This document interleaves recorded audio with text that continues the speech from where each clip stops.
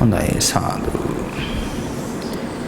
2016 වසරේ 12 වෙනි මාසේ 22 වෙනිදා භාවනා වැඩසටහන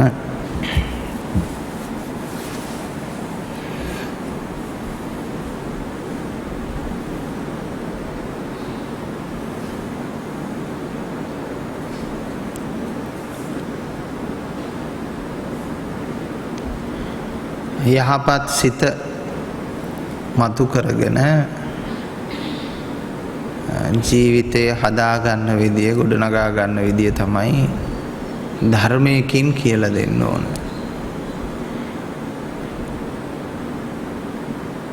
දැවීම් නැතිව, පිච්චීම් නැතිව, ගිනි ගැනීම් නැතිව නිවීමෙන් ජීවත් වෙන ජීවිතයක් සාදා ගැනීම තමයි දහමෙන් සිද්ධ කරන්නේ. ඒ කියන්නේ එහෙමනම් අපේ කුසල චිත්තය කියන එක ඉස්සරහට ගන්න එකනේ කරන්න තියෙන නේද? කුසල චිත්තය කියන එක ගන්නයි තියෙන්නේ.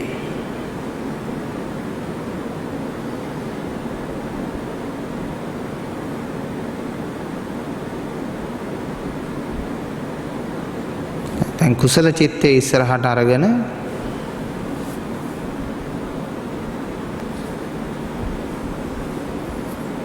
කටයුතු කරන්න ඕන.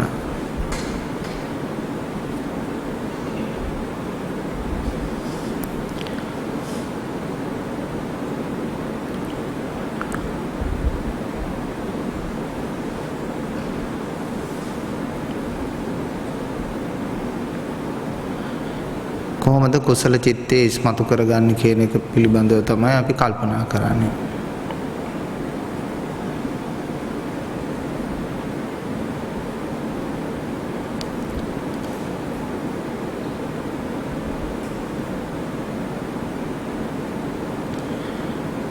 තමන්ගේ වැහිලා තියෙන සිත අපි මතක් කළොත් නීවරණ ධර්ම වලින්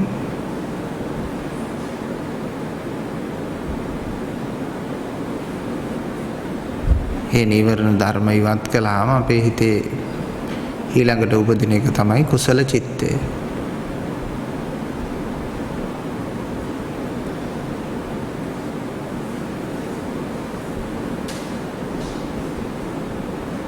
ඒ සිත ප්‍රභාස්වරයි, සංසුන්,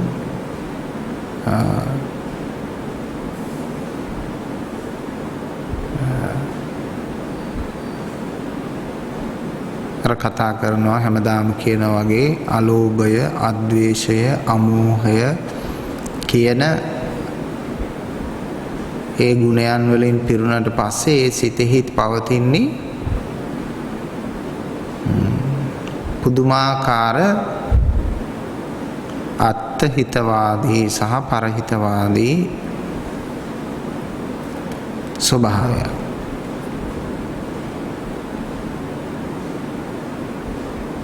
තමාට හිත පිණිස පවතින, ලොවට හිත පිණිස පවතින ඒ සැනසිලිදායක මනසක්. මෙන්න මේ සිත උපදවා ගන්නවා නම් යමෙක් ඒක මනුස්ස ජීවිතයක් තුළ අපි ලබන වටිනා කියන ආශ්චර්යමත් කාරණයක් බවට පත් වෙනවා.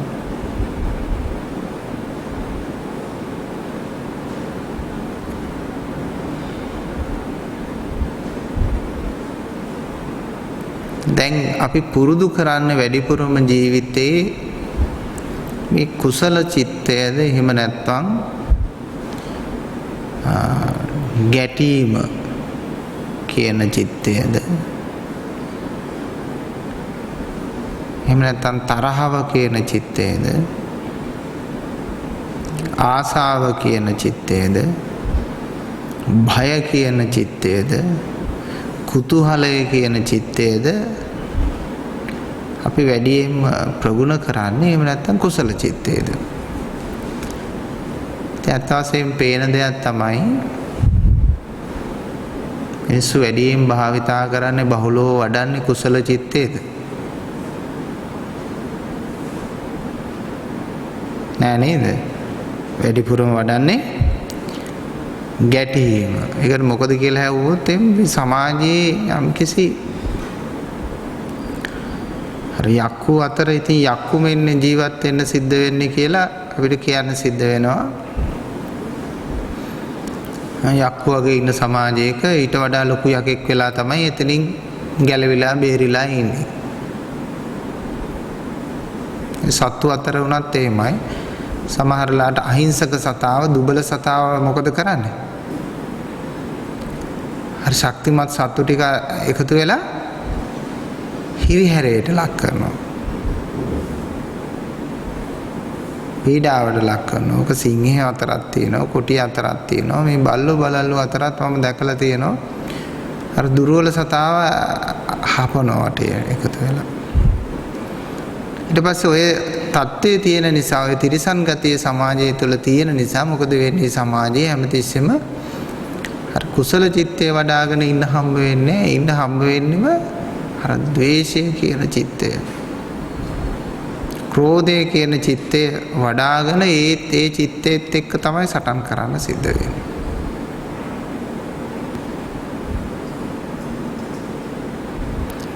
ඒ නිසා තමයි බුදුරජාණන් වහන්සේ පතිරූප දේශවාසෝච්ච පුබ්බේත කත පුඤ්ඤතා.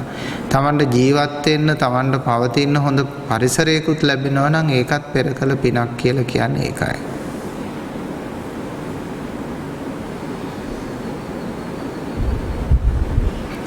ඉතින් අපිට කවදා අපේ සමාජය තුළ මේ කුසල චිත්තයේ අගයන, කුසල චිත්තයට මුල් තැන දෙන මිනිසුන් බිහි වේද? මිනිස්සු බිහි වේද? ඒ කුසල චිත්තයෙන් ඉන්නකොට ඒ කෙනාව අගයන, ඒ කුසල චිත්තේහි ගුණය දකින, ධර්මයේ නියැලෙන කෙනාගේ අගය දකින, ධර්මානුකූල කෙනාගේ අගය දකින, ඒ ධර්මානුකූල කෙනා ළඟ තියෙන පෝසත්කම දකින සමාජය කවද බිහි වේද කියන එක පිළිබඳව තියෙන ප්‍රශ්නාර්ථයක්. නමුත් යම්තාක් දුරකට මේ ධර්ම මාර්ගයේ යෙදෙන අපිටවත් අඩුම තරමේ පුළුවන්කම තියෙනවා කුසල චිත්තය තුල වාසය කරන කෙනා අගයන්න, කුසල චිත්තය තුල වාසය කරන්න, කුසල චිත්තය අගයන කෙනෙක් බවට පත් වෙන්න ඕන. තමන් භාවිතා බහුලී කතා බවට පරිවර්තනය වෙන කෙනෙක් බවට පත් වෙන්න ඕන. එතකොට මේ මෛත්‍රී සහගත සිත තමයි බුදුහාමුදුරුවෝ වඩන්න කියන්නේ.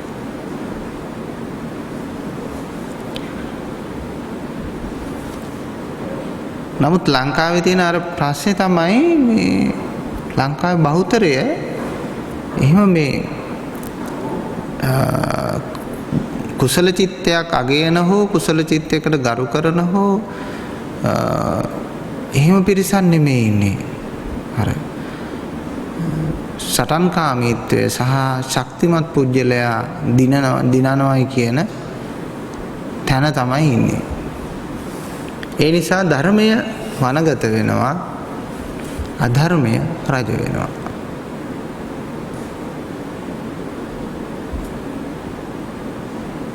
නිසා ගුණගරුක භාවයන්, ගුණධර්ම අගයන සමාජයක්, ලෝකයක් නිර්මාණය වෙන්න ඕන.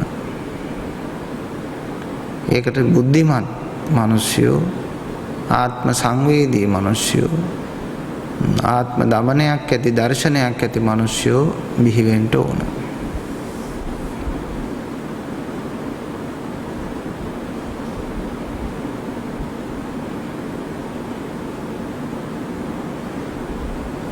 දැන් බලන්න තමන් මේ මොහොතේ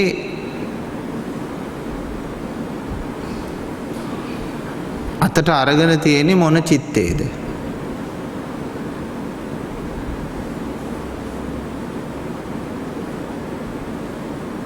එහෙම නැත්නම් කුසල චිත්තයක්ද අකුසල චිත්තයක්ද අරගෙන තියෙන්නේ මේ මොහොතේ අතට?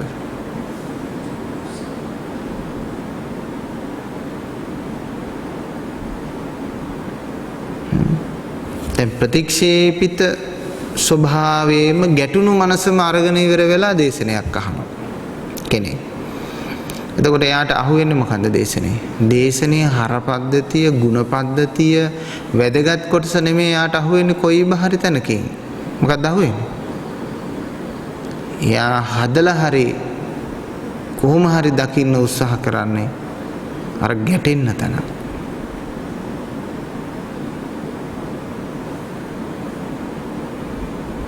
යම් කිසි කෙනෙක් කුසල චිත්තයකින් ධර්මයේ ශ්‍රවණය කරනවා. එයාට අඩුපාඩුවක් සහිත වචනයක් එක තිබුණොත් ඒක තව පොඩ්ඩක් සංස්කරණය කරලා ඒක හරියට හදාගන්න.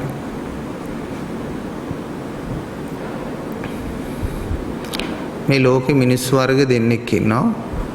එක්කෙනෙක් තමයි පුටුවක් දුන්නාම ඒක කඩලා බිඳලා දාන පිරිස.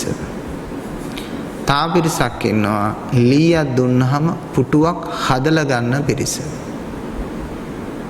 කොටස් දෙකයිනේ. කෙනෙකුට පුටුවක් දුන්නාම ඒක කඩලා බිඳලා ඒකේ නිස්සාරයි කියලා කියනවා. නිස්සාරවත් නිකම්ම ලීයක් දුන්නාම කොටයක් දුන්නාම ඒක ඉරලා මැනලා හදලා පුටුවක් හදා ගන්නවා. ඉතින් මිනිස් වර්ග දෙකයි. එක්කෙනෙක් පුටුවක් දුන්නත් කඩලා බලනවා. තව එක්කෙනෙක් ලීයක් දුන්නත් පුටුවක් හදලා ගන්නවා.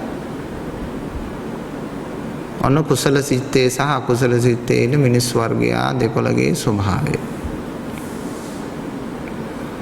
ඔබ වෙන්න ඕන අර ලීයක් දුන්නත් ඉරලා මැනලා හදන පුටුවක් හදලා ගන්න මිනිස්සයා බවට පත් වෙන්න ඕන. එයා තමයි කුසල චිත්තේ සිටින මිනිසයා.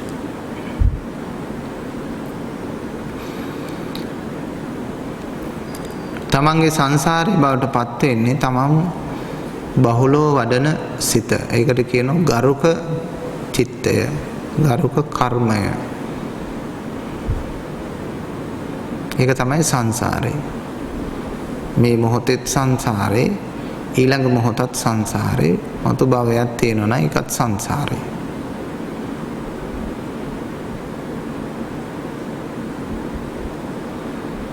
මේ සංසාර විමුක්තිය උදා කරගත්ත කෙනෙක් එයා සංසාරේ නෙමෙයි ඊළඟට සැරසරන්නේ සංසාර විමුක්ති සිතෙහි.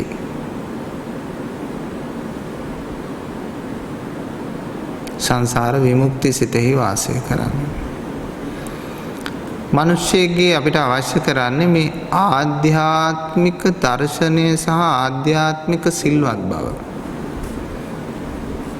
ලංකාවේ මම දැකලා තියෙන්නේ මිනිස්සු සිල්වත්කම මනින්නේ කාය ඉරියව් හරහා. කතා කරනවා නිකම් වචන හරහා තමයි සුභ අසුභ මැනගන්නේ. අඳින ඇඳුමින් තමයි සිල්වත්කම මනින්නේ. යන එන විදියෙන් තමයි සිල්වත්කම මනින්නේ. ඒක හරි පුදුම දෙයක්. එතකොට ඒ බලන්නේ කයේ හැසිරීම. එහෙනම් අපේ මිනිසුන්ට තාම හිත දකින්න බෑ. තාම දකින්නේ කය. කයෙන් තමයි. දැන් මේ රටේ හාමුදුරුවෝ මොටර් සයිකලයක් පැදගෙන ගියොත් එහෙනම් මොකද වෙන්නේ? හාමුදුරු කෙනෙක්. එයා අනිවාර්යයෙන්ම දාන්නේ දුස්සීල ගණයටද සිල්වත් ගණයටද? එයා දාන්නේ දුස්සීල ගණයට දාන්න. ඒ කියන්නේ මිනිස්සුන්ට තාම හිත බලන්න බැරි කය විතරක් පේන අඥාන සමාජයක් තමයි තාම ඉන්නේ. නමුත් ඒ රටේ හාමුදුරුවෝ ඒ මියන්මාර් වගේ රටවල් වල ස්වාමීන් වහන්සේ මොටර් සයිකලේ පැදගෙන වඩිනවා. ගරුත්වයේ අඩුවක්වත්, බැන වැදීමක්වත්, දොස් කීමක්වත් මොකවත් නැහැ. පින්නපාතෙත් වඩිනවා, මොටර් සයිකලෙත් වඩිනවා.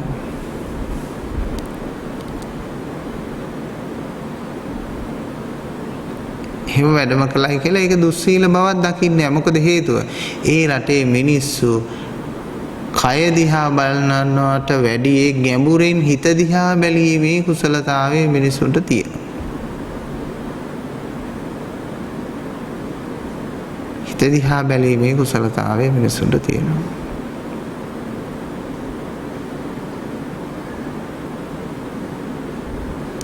ඉතින් අපේ මේ සමාජයත් අර කාය දණ්ඩයෙන් කාය දඬුවම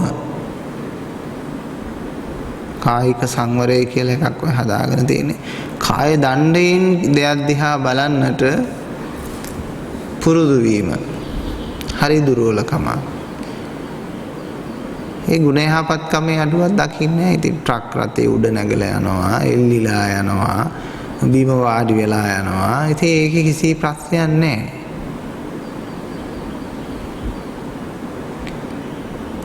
නමුත් දර්ශන සම්පත්තියත් එක්ක බැලුවාම ඒගොල්ලන්ට හොඳ උතුම් දර්ශනයක් තියෙනවා. ඒ දර්ශනයත් එක්ක මේ මිනිස්සු අවඩක් නොකරන, යහපතක්ම කරන, බොරුවක් නොකරන, සොරකම් නොකරන, අවිද්‍යාත්මකව නැදි දුස්තිධාරීන් බවට පත් නොවන දර්ශන වේදයක් තුළ ජීවිතයක් ආරම්භ කරනවා. එහෙනම් අපේ මිනිස්යාගේ සිත දැන් කය විනිවිද ගිහිල්ලා සිත ස්පර්ශ කරන නුවණක් තියෙන්න ඕන. කෙනෙක්ගේ සිත දිහා බලලා ඒ සිත තුළ තියෙන ඥානය තුළ තියෙන දර්ශනයත් එක්ක පවතින මිනිස්සු අඳුන ගන්න අපිට හැකියාව තියෙන්න ඕන. අර බුදුරජාණන් වහන්සේ දේශනාවක් කරනවනේ නේද? මස්සාන තස්ස වඩ්ඩන්ති පඤ්ඤා තස්ස නවඩ්ඩති කියලා. මිනිස්සුගේ ගොඩාක් ඔය මස් වැඩෙනවය, කය හැදෙනවය, කයේ ස්වરૂපය ඒව මේව බලනවය, හිත බලන්නේ නැති කියලා. අපේ රටේ හිත නොබලන ස්වභාවය නිසා වෙන්නේ නැති ඔය කය සරසන දේවල් වලට සෑහෙන්න මේ මිලාදික හැඳුම් පැළඳුම්, මිලාදික රූපලාවන්‍ය දේවල්, මිලාදික ආභරණ ඒව මේ ඔක්කොම තියෙන්නේ ඒක නිසා වෙන්නේ නැති. මොකද මිනිස්සුන් හිතන්නේ, කාන්තාව හිතන්නේ, ඔක්කොම හිතන්නේ මේ කයෙන් තමයි. මහත්ය වෙන්නේ ටයි කෝඩ් දැම්මහම. දියුණු කාන්තාවක් වෙන්නේ රූපේ හදාගත්තාම, ඇඳුම හදාගත්තාම කියලා. ඒ සමාජගත වෙච්ච ක්‍රමේ නිසා තමයි මිනිස්සු දැඩි ආසත්ත භාවයකින් ওই කය සරසන වැඩපිළිවෙළවල ඉන්නේ. නමුත් අර හිත දකින සමාජයට ඒව එච්චරම උවමනා කරන්නේ නැහැ. හිත දකින සමාජයට ඒව මුකුත් උවමනා කරන්නේ නැහැ එච්චර. මොකද ඕන් සිත දැකගෙන ජීවත් වෙන සමාජයක් වන නිසා. ඒ නිසා අපේ මේ භාවනා වැඩසටහන් වලට එන සියලු දෙනාම පුරුදු වෙන්න හිත දැකගෙන ජීවත් වෙන පිරිසක් බවට පත් වෙන්න, හිතට කතා කරන පිරිසක් බවට පත් වෙන්න, තමන්ගේ හිත තමන් දකින්න කෙනෙක් බවට පත් වෙන්න, අනුන්ටත් තමන්ගේ හිත දකින්න පුළුවන් කියලා කල්පනා කරන්න. අන්න එතකොට අපි මම හිතන්නේ උසස් පියවරකින් වාසය කරනවා. සිතට මුල් තැන දීලා සිත පිරිසිදු කරගෙන ජීවත් වෙන්න හැකියාව ලැබෙන නිසා.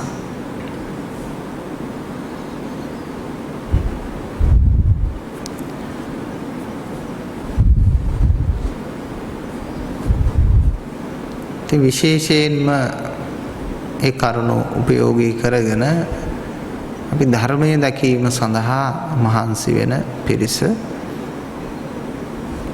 ධර්මයේ දැකපු අය ධර්මයේ ප්‍රගුණ කර ගැනීම සඳහා මහන්සි වෙන පිරිස,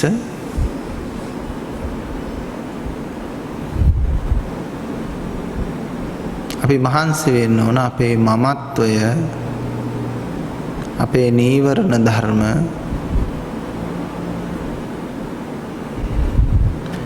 අපිට තියෙන සංයෝජන මිද දමන්න, ඉවත් කරන්න.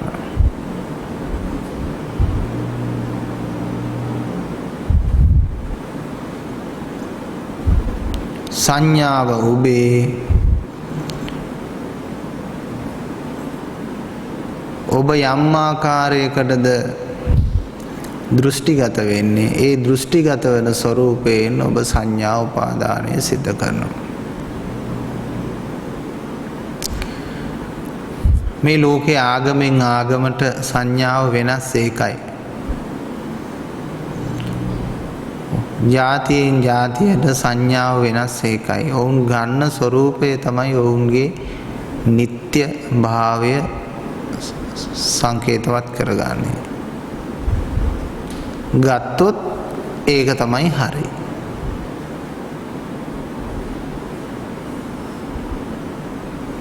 තමන් යමක් සංඥාවක් ගත්තොත් ඒක තමයි හරි. තමන් ගත්ත සංඥාව තමයි හරි. ඒ නිසා මේ මිනිස්සු ළඟ නැති වෙලා යනවා මොකද්ද? තථාගතත්වය. ස්වභාවිකත්වය කියන එක නැති වෙලා ගිහිල්ලා දෘෂ්ටිධාරීන් බවට පත් වෙනවා. සමහර අය කරුණාව මෛත්‍රිය මුල් කරගත්ත දෘෂ්ටිධාරීන් වෙනවා. සමහර අය වෛරය ක්‍රෝධය ඊර්ෂ්‍යාව මුල් කරගත්ත දෘෂ්ටිධාරීන් වෙනවා.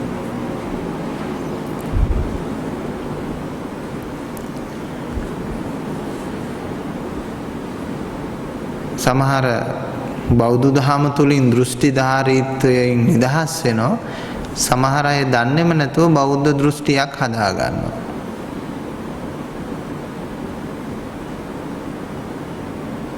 සමබර හිත, සෞම්‍ය හිත, සංසුන් හිත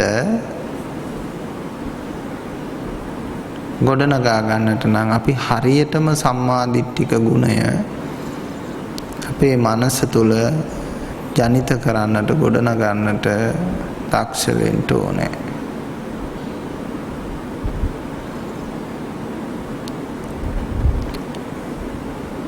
ඒ මනස, ඒ මෛත්‍රී චිත්තය පුදුමාකාර සතුටක්, සැනසෙල්ලක් තමන්ගේ මනසට ගෙනල්ලා දෙන්නේ. මෛත්‍රී චිත්තය පවන් සලනවා වගේ හිතට නිවීමක් ගෙනල්ලා දෙන චිත්තයක්.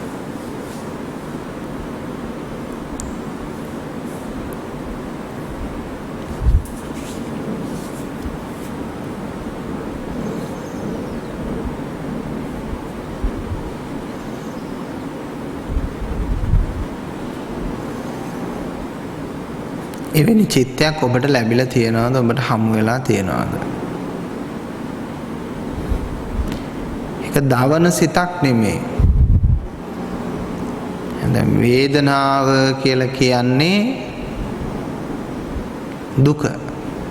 වේදනාවම දුක. වේදනාවම දුක.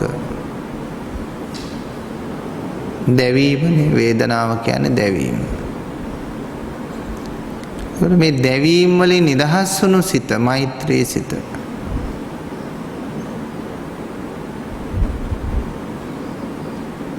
ඒතකොට වේදනාවක් පහළවන්නේ චේතනාවක් පදනම් වෙලා.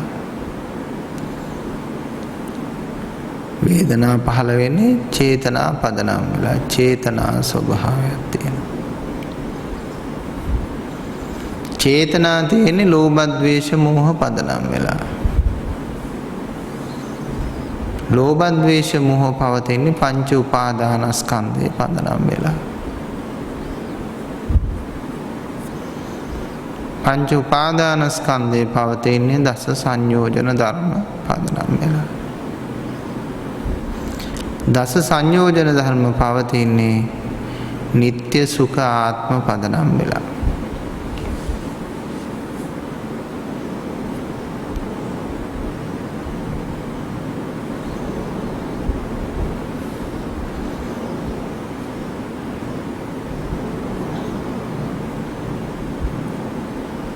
නিত্য සුඛ ආත්ම කියන එකෙන් නෙමෙයි දැන් අපිට බෞද්ධයෝ ගලවන්න සිද්ධ වෙලා තියෙන්නේ අනිත්‍ය දුක්ඛ අනාත්ම කියන එක නিত্য සුඛ ආත්ම වශයෙන් අල්ලාගත්ත ස්වභාවය.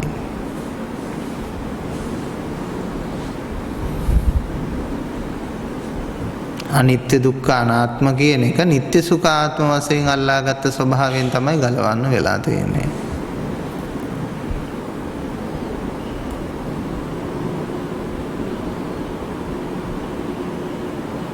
එහෙම නැතුව වෙන ක්‍රමයකට නෙමෙයි.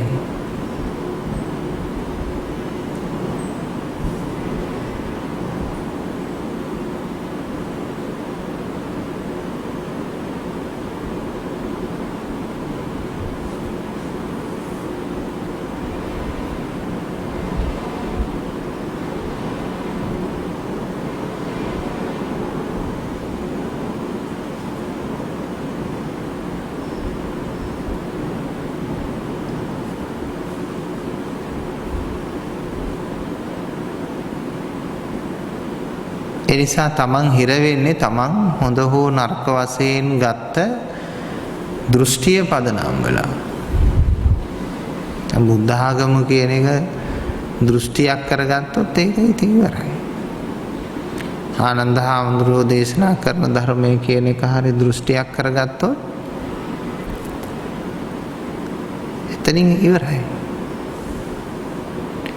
තමන්ගේ මතේ කියන එක දෘෂ්ටියක් කරගත්තොත් එතනින් ඉවරයි. ඊට පස්සේ සැනසෙල්ල නෙමෙයි දෘෂ්ටිගත වුණු හැම මොහොතකම සැනසෙල්ල නෙමෙයි තියෙන්නේ දැවිල්ල. ස්වභාවයේ කිසිවෙටක දැවිල්ලක් නැත.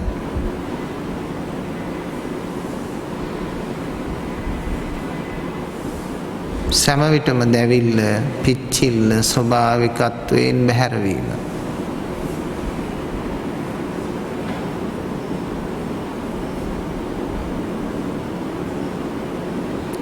එතකොට වේදනාවට කැමති මිනිස්සු හිටියොත් මොකද වෙන්නේ? වේදනාවට කැමති කෙනෙකුට කවදාවත් මේ අවේදීත ධර්මය හොයාගන්න බෑ. එයා සදාකාලිකම වේදනාව තුළම කිමිදිලා ඒ වේදනාව තුළින්ම එයාගේ ජීවිතේ පළඟැටි කුසේ හානියටපත් වෙනවා.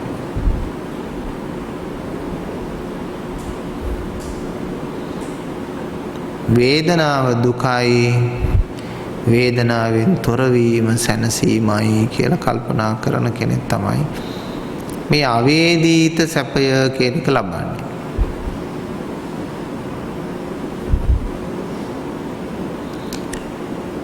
අවේදීත සැපය ලබන්නේ කවුද?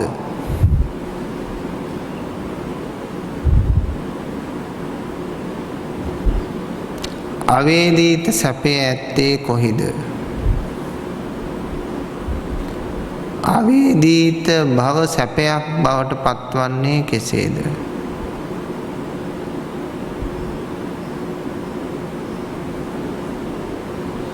මෙන්න මේවට තමන් හොඳට උත්තර සපය ගන්න ඕන තමා තුළින්ම.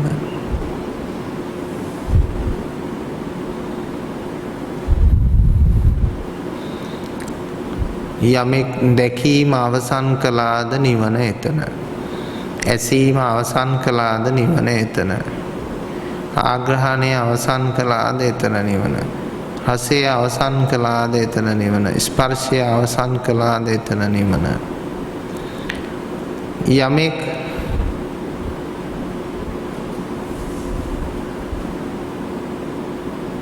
කාම වස්තු ධර්මයන් සියල්ල අත්හැරියද නිවන එතන. යමෙක් අතීතය අත්හැරියද එතන නිවන එතන. යමෙක් අනාගතය අත්හැරියද නිවන එතන. යමෙක් වර්තමානය අත්හැරියද නිවන එතන. යමෙක් අතහැරීම අත්හරිනවද එයාගේ නිවන එතන.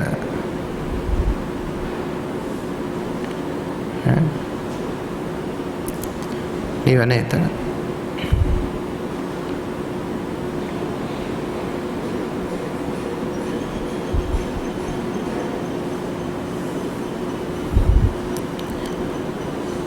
මේ කර්මකාරක මනස දුකයි කියලා යථාබෝධය වෙන්නම ඕන. කර්ම කරන මනස කර්මයට බැස ගැනීම දුකයි කියලා අවබෝධ වෙන්න ඕන.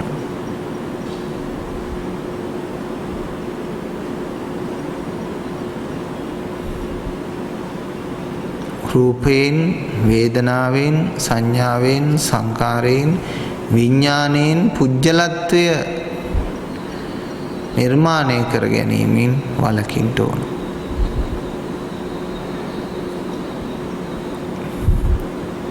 කෙනෙකු විදියට හැසිරීමෙන් තොර වෙන්න ඕන. කෙනෙකු විදියට හැසිරීමෙන් තොර වෙන්න ඕන.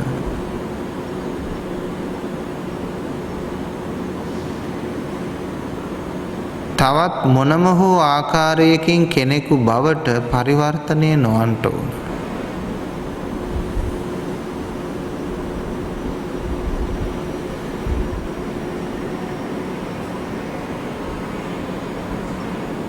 සැබවින්ම ස්වභාවය තුල උපදින නිරෝධය අත්දකින්න ඕන. සැබවින්ම ස්වභාවය තුල තිබෙන නිරෝධය අත්දකින්න ඕන.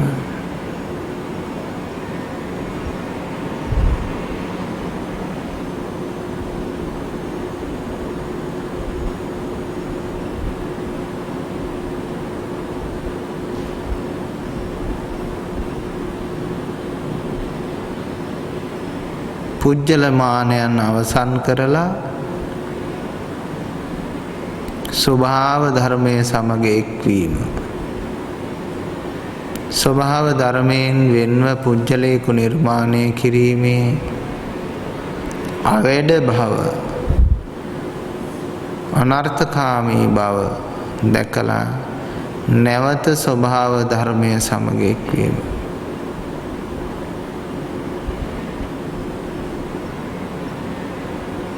එතරති සිදුවන්නේ මනුෂ්‍යයා විවෘත නිදහස්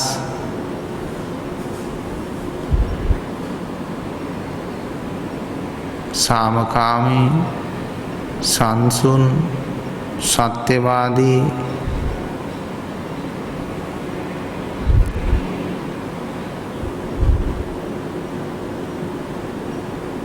පූර්ණත්වයට පත් වූ මනසකින් අවදිවීම.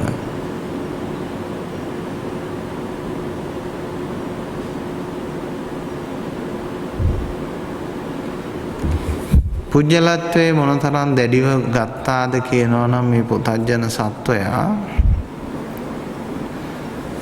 මේ පුජ්‍යලත්වයේ තුලින් හිතන්නේ මේ පුජ්‍යලයාට සියල්ල කළ හැකි කියන මතය තමයි තියෙන්නේ.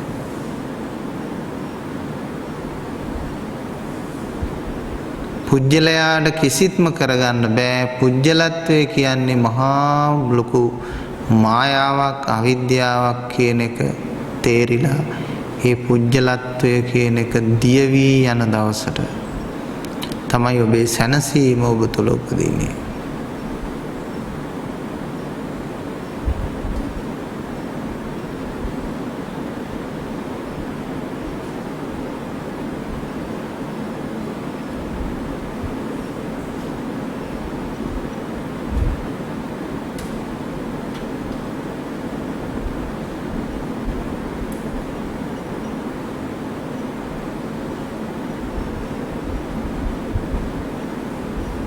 ස්වභාවයට ඉඩ දෙන්න. අපි තුලින් ගැලවී යන්නට නිදහස් වෙන්නට අහිමි වෙන්නට දෙයක් තියෙනවා නම් ඒක අපි ස්වභාවය තුල අපි ඒක සොරකම් කරගත යුතු නෑ.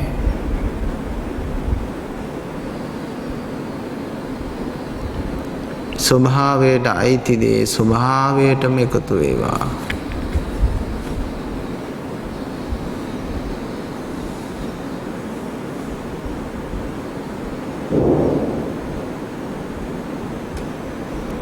පෙර ක්‍රියාව අත්හරින්න අලුතින් ක්‍රියාවකට බැස නොගන්න.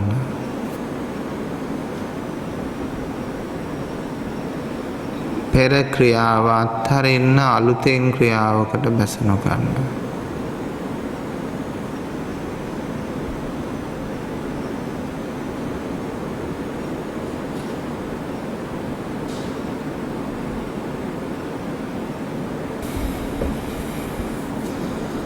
දහම මේ මොහොතට පමණක් නොවේ අපි සතර ඉරියව්ව සඳහාම භාවිතය ඊළඟට පුරුදු වෙන්න ඕන. මුලින්ම අපි වාඩි වෙලා ඉරියව්වක ධර්මයේ පුරුදු කළාට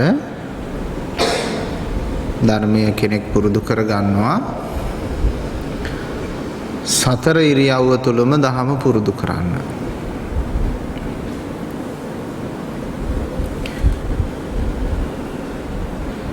ඇවිදින්නෙත් නතර වෙලා සිටිද්දිත් සැතපෙද්දිත් වාඩි වෙලා සිටිද්දිත්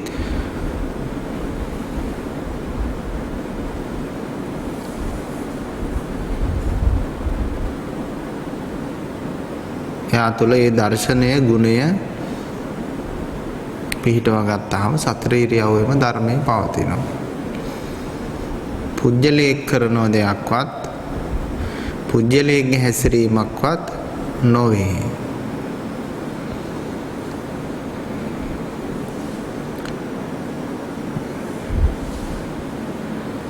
මේ ලෝකේ පුජ්‍යලයා හදන එක තමයි ලෝකෙ කෙරෙන්නේ. හැමෝම කරන්නේ පුජ්‍යලයා හදන්න උත්සාහ කරන්නේ.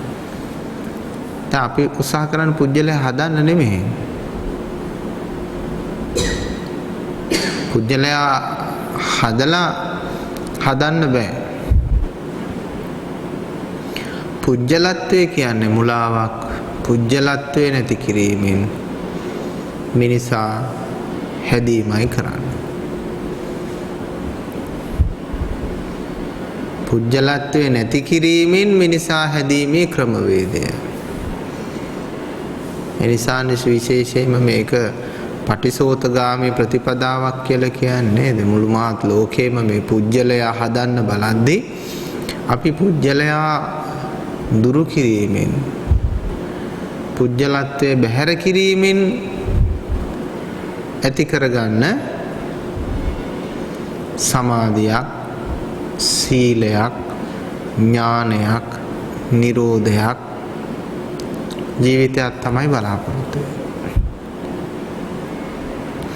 පුජ්‍යලත්වය කියන එක හැදෙන්නේ ඔබේ සංඥාව තුළ. පුජ්‍යලත්වය කියන එක දුරු වෙන්නේ, වෙනසෙන්නේ ඔබේම තියෙන සුවිශේෂී ප්‍රඥා මහිමය නිසාමයි.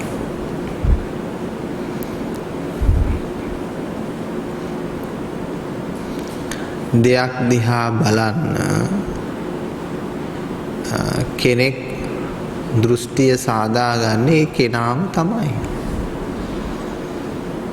වෙන කෙනෙක් නෙමෙයි. දෘෂ්ටිය සාදාගත්තාට පසුව ඒ ආකාරයෙන් ඊට අනුරූපීව තමන්ට සිතුවිලි පහළ වෙන්නේ. යමෙක් මේ දෘෂ්ටිය පාදක කරගන්න නැත්නම්, කිසිම චේතනා ධර්මයක් අල්ලන්නේ නැත්නම්,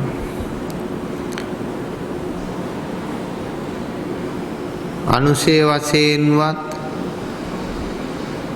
අල්ලන්නේ නැත්නම්,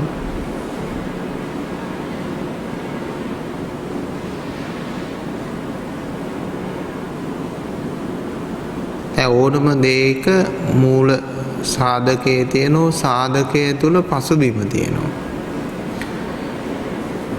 ඒ පසුබිම් වල බලද්දී ඔන්න දෘෂ්ටිගත වුණාම ඔන්න හම්බ වෙනවා ලෝභ ද්වේෂ මෝහ වල ඔන්න ඇලිලා ඉන්නේ කියලා. අනුශේ ධර්මයන් වල පේන්න පටන් ගන්නවා. සුඛ වේදනා වේලම ගත්තාම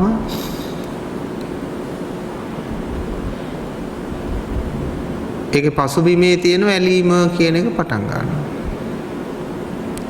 දුක්ඛ වේදනාව තුල එළම ගත්තාම මේක පසුබිම තුල තියෙන ගැටීම කියන එක පසුබිම. එහෙමනම් මේ ලෝකේ මේ වේදනාත්‍රය තුල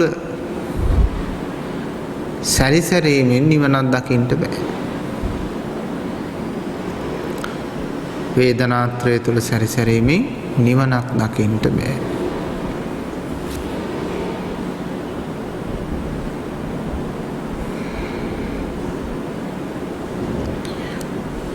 දැන් තමන් මතු කර ගන්න ඕන තමන්ගේ සිතෙහි මේ අධර්මයෙන් තොර වුණු ධර්මය. අධර්මය කියන්නේ කොහොමද? මනස කියන්නේ අධර්මය.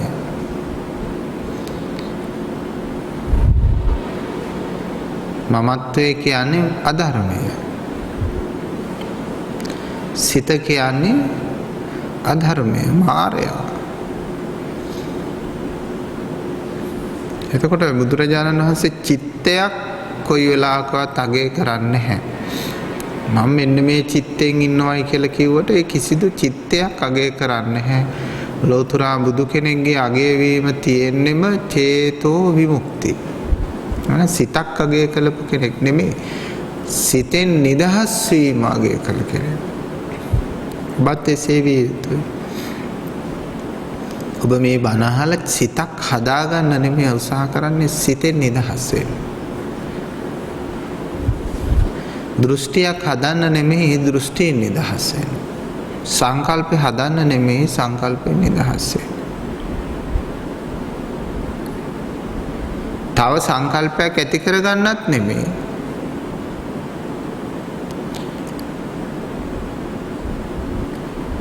ස්වභාවය තුලට ඉඩ දුන්නොත් ඔබට හිතෙන්න පුළුවන් ඔබව වෙනසේ කියලා.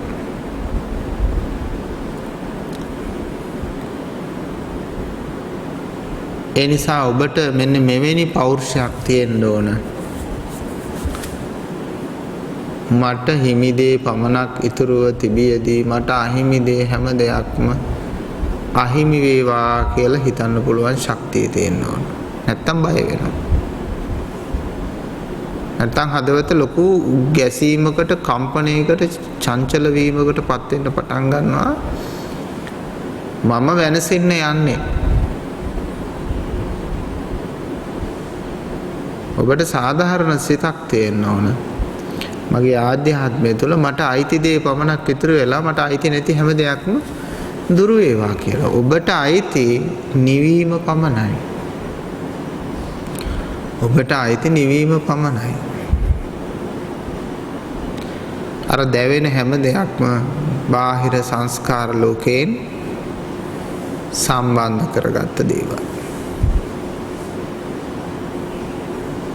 එහෙමනම් ඔබට අයිති දේ ඔබ අහිමි කරගෙන ඔබට අයිති නැති දේවල් ඔබ ගොඩ ගහගෙන දුක් විඳින කෙනෙක් වෙන්න පුළුවන්. ඒ දුක් විඳින සමාජය තුල හැමෝම කරන්නේ අයිති නැති දේවල් ගොඩ ගසා ගැනීම.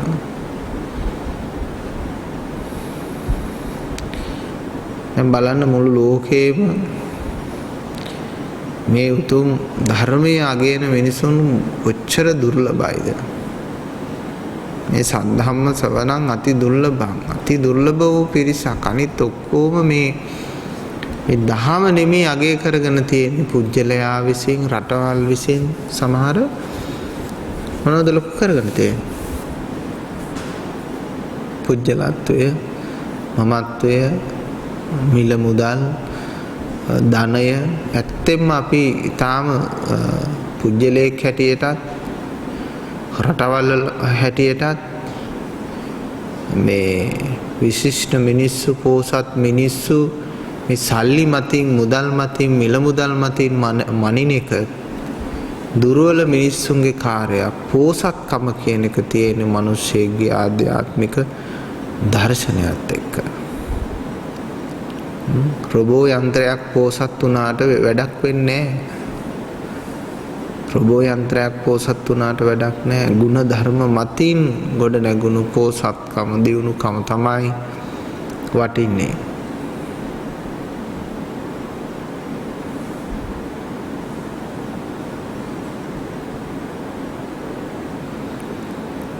මේ ලෝකේ හැම මිනිස්සෙක්ම Tamanට වාසය කරන්න කූඩුවක් හදා ගන්නවා.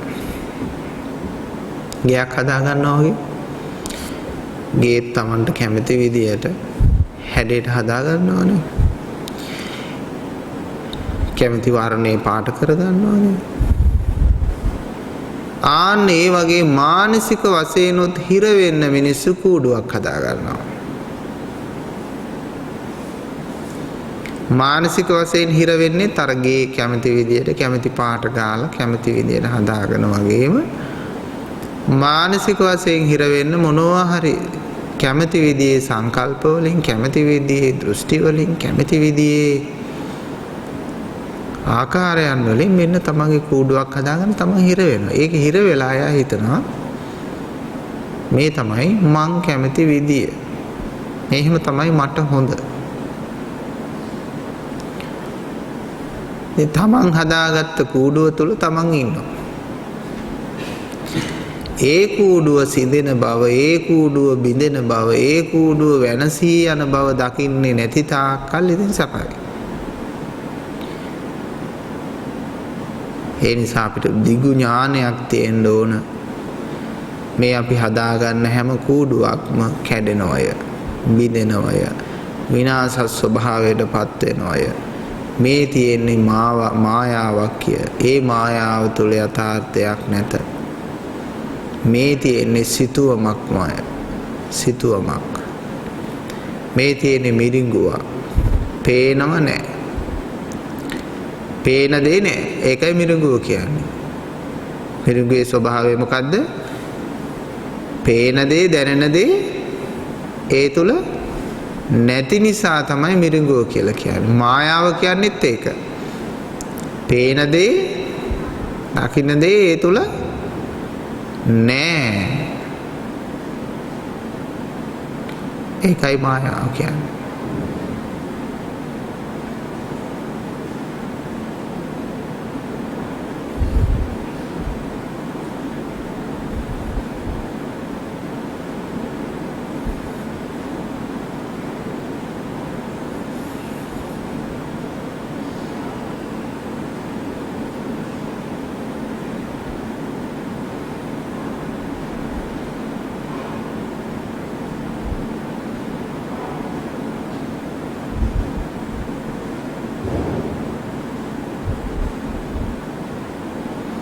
සැබෑ ලෙසම ධර්මයටපත් වුණාම ආන්නේ ධර්මයෙන් ලැබෙන ධර්ම ප්‍රීතිය ඔබේ භුක්තිය කරගන්න. ධර්ම ප්‍රීතිය විඳින්න පුළුවන් ඔබට. ඒකත් අයින් කරන්න ඕනේ. ධර්ම ප්‍රීතිය ඔබට අයිතිය, ඔබේ භුක්තිය. ඒක වේදනාවක් ඔස්සේ ගලාගෙන එන දෙයක් නෙමෙයි, පුජ්‍යලත්වයක් ඔස්සේ ගලාගෙන යන දෙයක් නෙමෙයි, මමංකාරයේ පදනම් කරගත්ත දෙයක් නෙමෙයි. අන්න ඒ ධම්ම රතියේ ඉන්න ඕන. ධර්මයට ඇලිලා වාසය කරන්න. ඒක ප්‍රතික්ෂේප කරන්න එපා. ධර්මයේ ප්‍රතික්ෂේප කරන්න එපා. ධර්මයට ඇලිලා වාසය කරන්න. ධම්ම පීති සුඛං සේති. ධර්මයේ සුවය විඳින්න පුළුවන්. ඒක ප්‍රතික්ෂේප කරන්න එපා. එහෙම වුණොත් ඔබට කොයිබකවත් තැනක් නැති වෙනවනේ. ධර්ම ප්‍රීතිය ඔබට අයිති දෙයක්. චේතනා කර්මයන්ගෙන් තොර වූ ධම්ම පීතිය.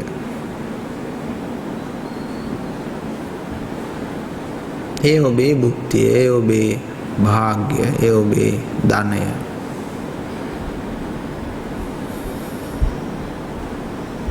ආර්ය ධනය. ආර්ය ධනයෙන් බුදුරජාණන් වහන්සේගේ ධර්ම ධනයෙන් ඔබ පෝසත් කෙනෙක් නම්, ආර්ය ධනයෙන් ආඩ්‍ය වූ කෙනෙක් නම් ඔබ දුප්පතෙක් නොවේ.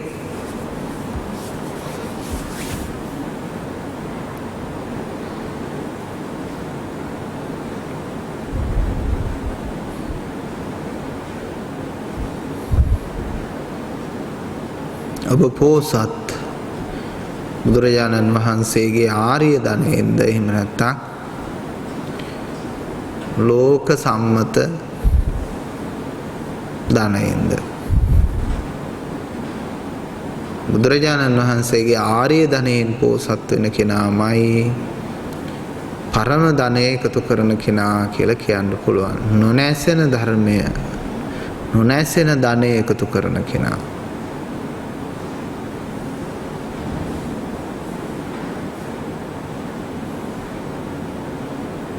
ඔබ සතුව නොනැසෙන ධනය වඩන්න, දියුණු කරන්න, එකතු කරන්න.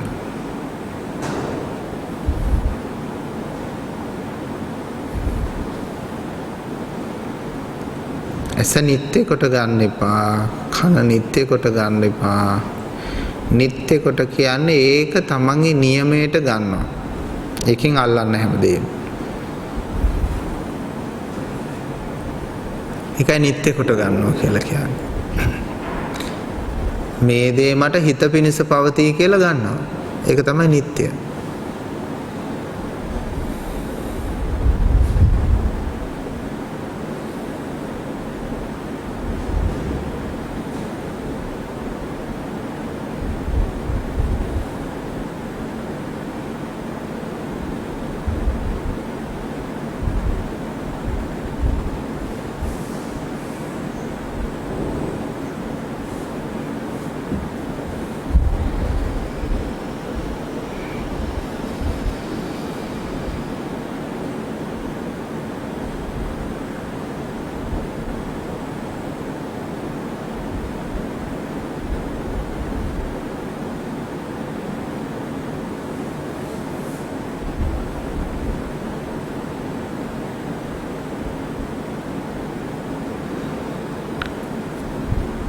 නිරෝධය මුණ ගැසෙන්නේ නිරෝධ සිතට. නිරෝධය මුණ ගැසෙන්නේ නිරෝධ සංඥාවට.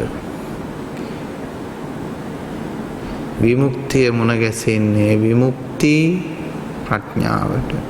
විමුක්ති ඥානයට.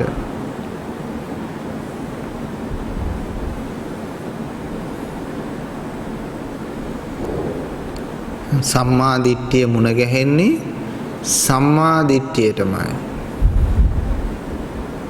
ඒක දෙදෙනෙක්නේ නේද? අපි සාමාන්‍යයෙන් රතු පාට දකින්න අපේ ඇහි රතු පාට තියෙන්න ඕන වගේ. ආලෝකය දකින්න අපේ ඇසේ ආලෝකය තිබෙන්න ඕන වගේ.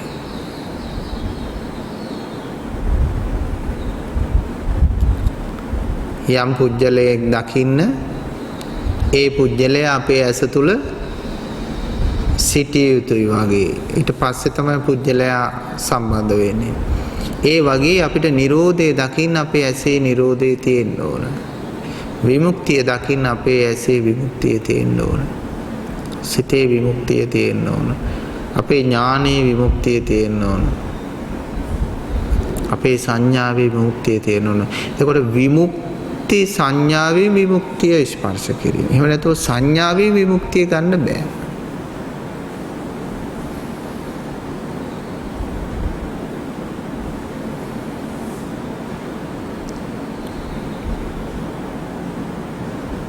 තණ්හාවෙන් නිවන හොයන්න බෑ.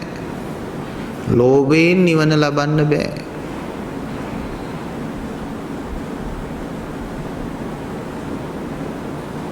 හංගගෙන බොරුවක් කළා මායාවක් කරලා කවදාවත් නිවන දකින්න බෑ. මේ ඔබ වැඩ කරන්නේ බොරු කරන්න බැරි ස්ථානයත් එක්ක. ඒ තමයි සිත. මේ ලෝකේ හැම දෙයක් තුළම බොරු කරන්න පුළුවන්. හිතත් එක්ක බොරු කරන්න බෑ.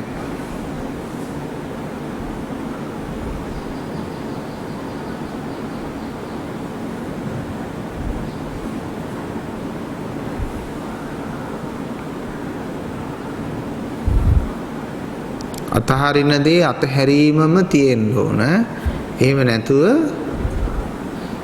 මේ අතහැරියා වාගේ කියලා ගන්න බෑ.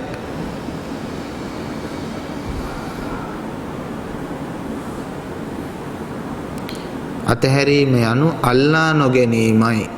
එපමණකින්ම අතහැරීම සිදු වෙනවා. අතහැරීම කියලා අලුත් ක්‍රියාදාමයක් සිද්ධ විය යුතු නෑ.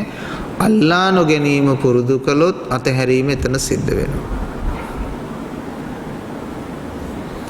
අතහරින්න යන්න අවශ්‍ය නැහැ. කිසි දෙයක් අතහරින්න අවශ්‍ය නැහැ. අල්ලා නොගෙන සිටිනවා නම් අතහැරීම එතන සිදු වෙනවා.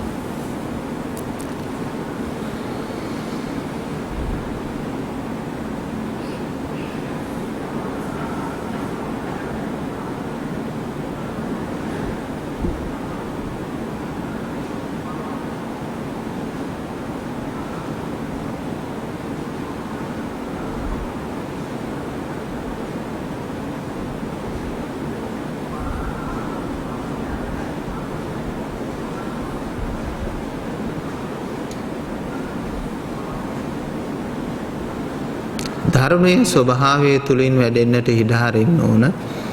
මෙතෙක් කාලයක් ඔබ විසින් ගොඩනගන දේවල් මනස තුල තිබුණත් ධර්මයේ වැඩෙන්නේ ස්වභාවය සමග. ස්වභාවයට ඉඩ දෙන තරමට. ස්වභාවය තුලින් ඔබව නිශ්චල කරන්නේ.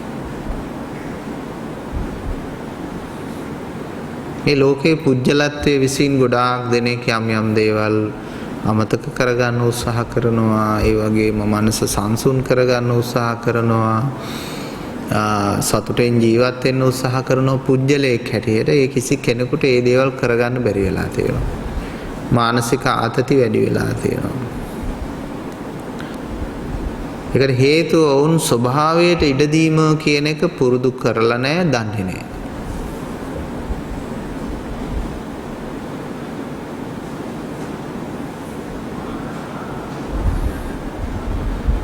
යමෙක් තේරුම් ගන්නවා ස්වභාවයට ඉඩ දීම කියන එක.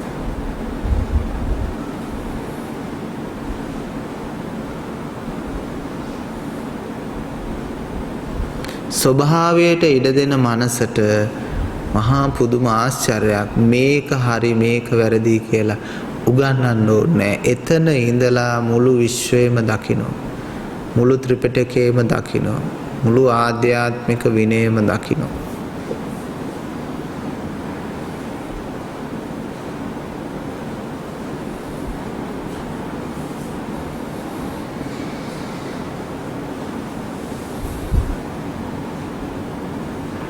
චේතනා පාරිශුද්ධත්වයෙන් ජීවත් වීමේ ගුණය සිල්වත්කම පිහිටනවා.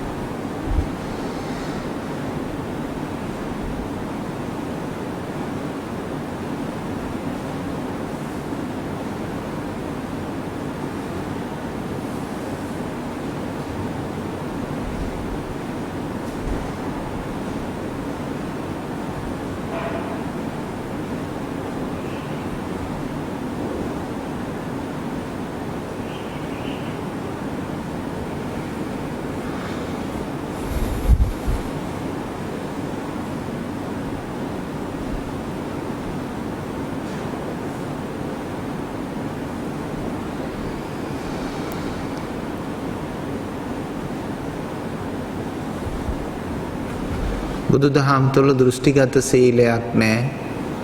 දෘෂ්ටිගත සමාධියක් නැහැ. සංකල්පගත කිසි දෙයක් නැහැ. මොහොතින් මොහොත විචක්ෂණ සීලේව අවදි වෙන චේතනාවට අනුව ලෝකේ තෝරාගෙන බේරාගෙන ස්ථානෝචිතව අනුගත වෙන දර්ශන වේදයක් සිල්වත්කමක් තමයි තියෙන්නේ. දෘෂ්ටිධාරී සීලය තුළ තමයි මේ සියලුම ප්‍රශ්න තියෙන්නේ. දෘෂ්ටිධාරී සීලය වලට කියන්න තියෙන වෘත. ඒ වෘතධාරීන් ඒ දෘෂ්ටි. ඒ දෘෂ්ටි පීඩාකාරී මිනිස්සුෙකුට.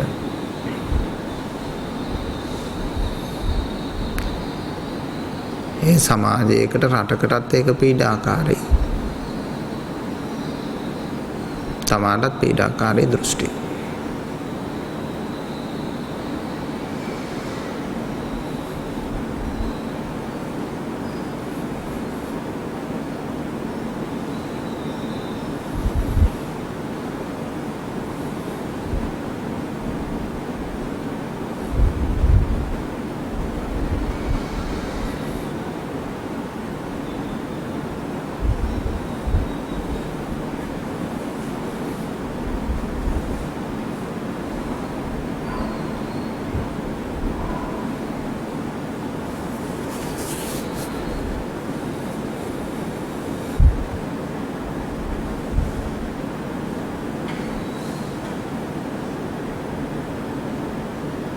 ඔබ එක දෘෂ්ටියකින් නිදහස් වෙනකොට ඔබ තව දෘෂ්ටියකට වැටෙනවා නම් ඒ දෘෂ්ටියත් එතනම අත්හරින්න. ඒ දෘෂ්ටියෙන් නිදහස් වෙනකොට ඔබ තවත් දෘෂ්ටියකට වැටුණා නම් ඒ දෘෂ්ටියත් එතනම අත්හරින්න. එතන අතහරින්න. එතන ඒ මොහොතේ අතහරින්න ඕන. වෙලා තියෙන්නේ කොහොම හරි එක දෘෂ්ටියක් ගලපලා සාවින්හන්සේක තියෙන ආදීනවේ කියලා එතනින් ඉවත් කරනකොට එතනින් නිදහස් වෙලා ආයි පොඩි කූඩුවක් හදාගෙන එතන ඉන්නවා. Taman දකින්න ඕන දෘෂ්ටි සෑදීම මට අහිත පිණිස අනර්ථය පිණිස පවතී. සංකල්ප හැදීම මට අහිත පිණිස අනර්ථය පිණිස පවතී. පංච උපාදානස්කන්ධයට පිවිසීම මට අහිත පිණිස අනර්ථය පිණිස පවතී. කාලය තුල පැවතීම මට අහිත පිණිස අනර්ථය පිණිස පවතී. කියලා දකිලා ඒ කාලය හදන්න නැතුව ඒ දෘෂ්ටි හදන්න නැතුව එයා ඒවයින් නිදහස් වෙන්න කල්පනා කරනවා. මේ ආර්ය ශ්‍රාවකයා කරන දේ. දැන් ඔබ ආර්ය ශ්‍රාවකේ. ඒ ආර්ය ශ්‍රාවකයා ඒ ආර්ය ධර්මයේ පුරුදු කරන්න ඕන.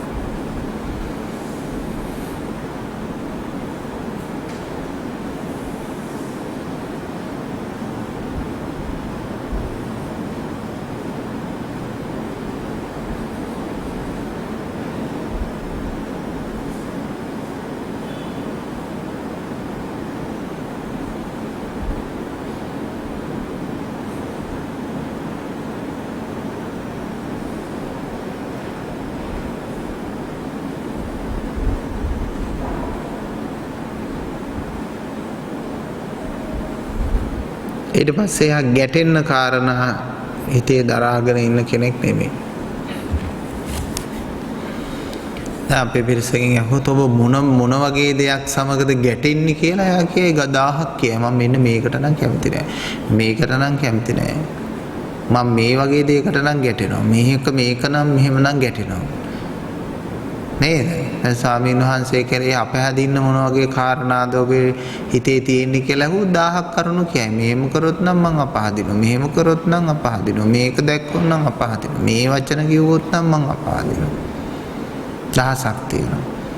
ඊළඟට පෞල් ජීවිතය ගත්තාම තමන්ගේ ස්වාමියා කෙරෙහි අපහදින්නේ මොනවද කිව්වොත් මෙහෙම කරොත් නම් මං සමාවක් දෙන්නේ නෑ. බිරිඳ කෙරෙහි තියෙන මෙහෙම කරොත් නම් මෙහෙම නම් මම සමාවක් නෑ. මෙහෙම කියලා කියන්නේ 1000ක් කාරණා ගැටීමට එයා ඔළුවේ තියාගන්නවා.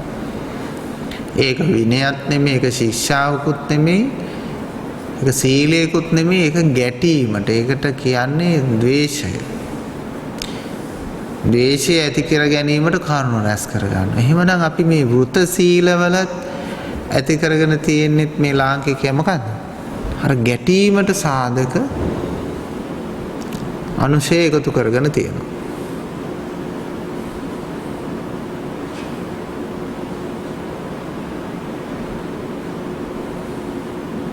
ඒ තුලින් තමයි ඒ පාදක කරගෙන තමයි එයා ගැටෙන්නේ.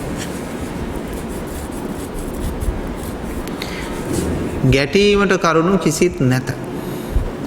හැලීමට කරුණු කිසිත් නැත. සියලු ලෝකෙහි නොඇලී වාසය කරයි.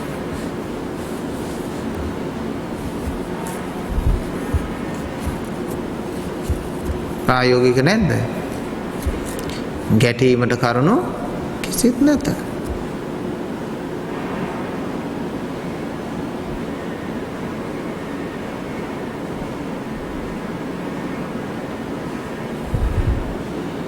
අන්නේ ගැටීමට කරුණු කිසිත් නැති, ඇලීමට කරුණු කිසිත් නැති සිත තමයි පින්නතුනේ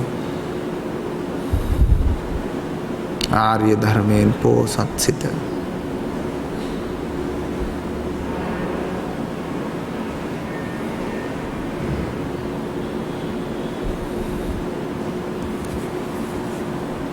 එයා ළඟ තමයි ගුණ ධර්ම තියෙන්නේ. එයා ළඟ තමයි සද්ධාව පිහිටන්නේ. එයා ළඟ තමයි ප්‍රඥාව පිහිටන්නේ. එයා ළඟ තමයි ධර්මයේ පෙන්වන සම්මා සතිය පිහිටන්නේ. ගැටීමට කරුණු තියෙනවා නම් එයා පිහිටන්නේ සන්දර්භය. ඇලීමට සාධක දාගෙනත් නැහැ. එයා ගැටීමට සාධක ඇති කරගෙනත් නැහැ.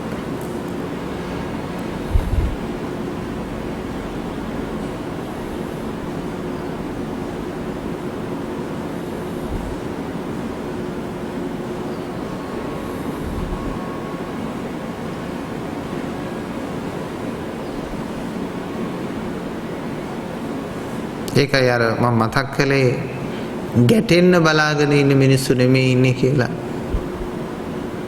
මේ මියන්මාරේ බුරුම රටේ මිනිස්සු ගැටෙන්න බලාගෙන ඉන්න මිනිස්සු නෙමෙයි ඉන්නේ. එම් ගැටෙන්නේ නැහැ.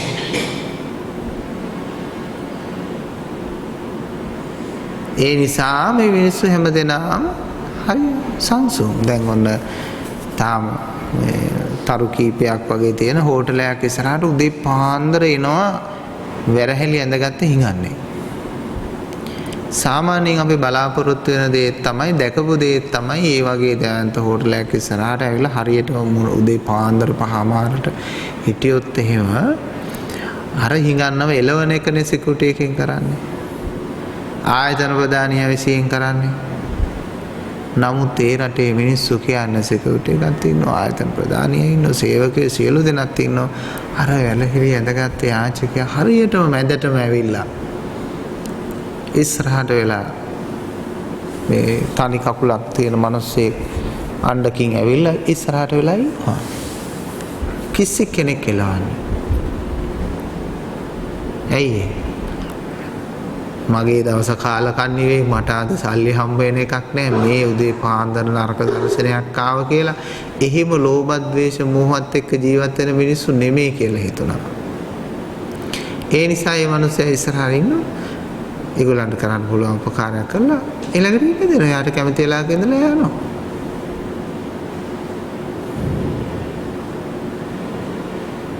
ඉතින් අපිත් පරිත්‍යාගයක් කළා.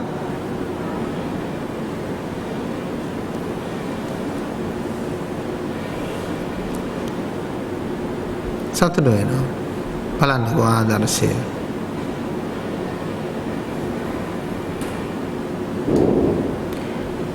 ගැටීමට සාධක දාගෙන නැහැ කිසි වෙලාවක. දැන් මේකේම නෙමෙයි හිඟන්නේ නෙමෙයි උදේ පාන්දර හාමුදුරු කෙනෙක් දැක්කොත් එහෙම. ඒ කියන්නේ ලංකාවේ ඉන්නේ පව් කරන මිනිස්සු. ඒ කියන්නේ අර මේ සුනක වැද්දා වගේ. සුනක වැද්දට තරහ ගියා උදේ පාන්දර හතන් වහන්සේ කෙනෙක් දැකපු එකට. ඇයි මට අද දඩයම නැති. ඒ කියන්නේ අන්න ඒ වගේ දඩයම් කරන, පව් වැඩ කරන, හොරකම් කරන, කපටිකම් කරන, දුසිරිතෙහි යෙදෙන මිනිසාට ඇත්ත වශයෙන්ම අර වගේ දර්ශනයක් අසුබ දර්ශනයක් බවට පත් වෙනවා තමයි. හැබැයි සුබ චිත්තයෙන් කුසල චිත්තයෙන් ඉන්න කෙනෙකුට කවදාවත් ඒක අසුබ දර්ශනයක් නෙමෙයි. යාට ඒක සුබ දර්ශනයක්. අද දවසේ මගේ පින වැඩෙනවා. අද දවසේ මගේ ප්‍රඥාව වැඩෙනවා. අද දවසේ මගේ ගුණධර්ම වැඩෙනවා. අද ධර්ම භාග්‍යවන්ත දවසක්. ඉතින් මස්සෙන්දුන්ට මගේ අද පව් ටික වැඩෙනවා. මේ පව් ප්‍රතික්ෂේප කරන කෙනෙක් මෙයා අපිට විරුද්ධ කෙනෙක් හැටියට තමයි දකින්නේ.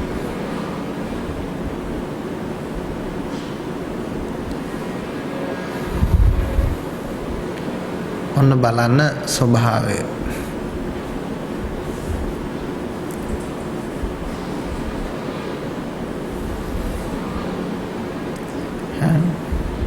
ඊට පස්සේ අපි තත්ත්ව හදාගෙන ඉන්නවා. තාලාන්තර. මේ මවාගත්තු ස්වභාවය තුල තමයි ඔය තත්ත්ව තානාන්තර දෘෂ්ටි ඔක්කොම තියෙන. ස්වභාවය තුල නෙමෙයිනේ. මවාගත්ත ස්වභාවය තුල. මම දැකපු දේ තමයි හේ ස්වාමීන් වහන්සේලා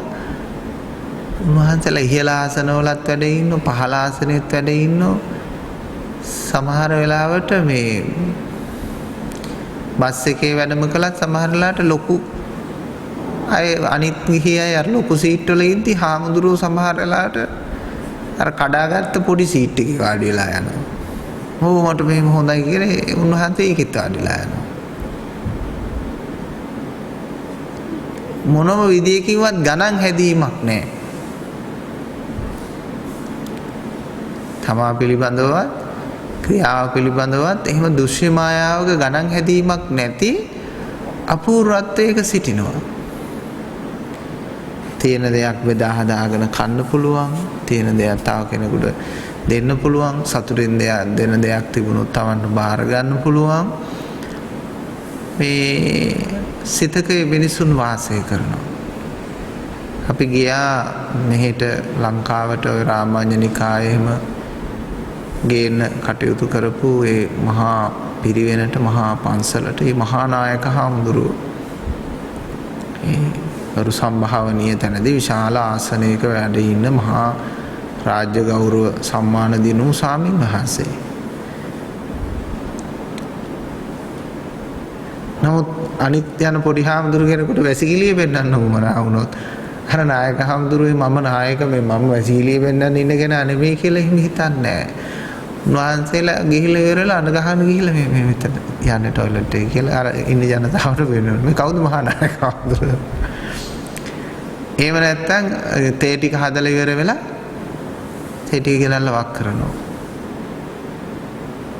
ඒගොල්ලෝ අර කොහොමද අර බිම වාඩි වෙලා වටේට නේද දානවල ඒ ක්‍රමයක් එහෙම තියෙන්නේ. ඒක තමයි මහ පුදුම සිත.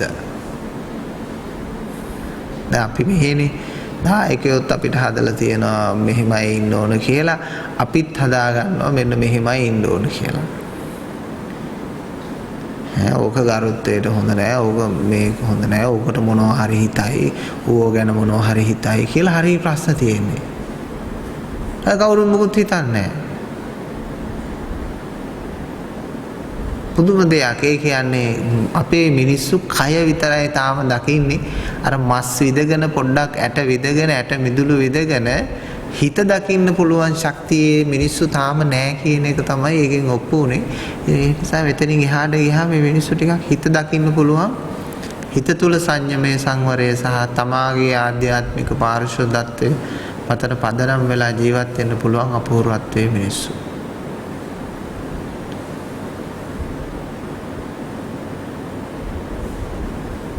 ඒකයි වැදගත්කම.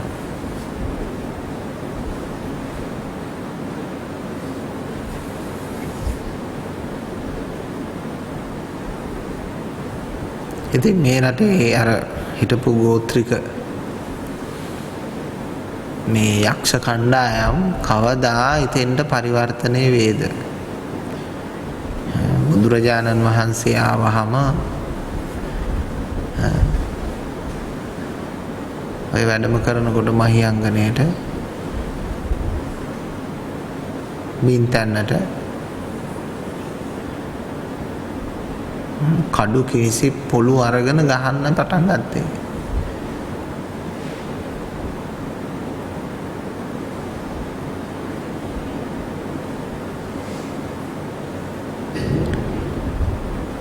ඉතින් ධර්මය සිතට මිනිස්සු කොහොම බාර ගනීද? යක්ෂ ගති දුරලා ඒ සෞම්‍ය ගති ඇති කරගන්න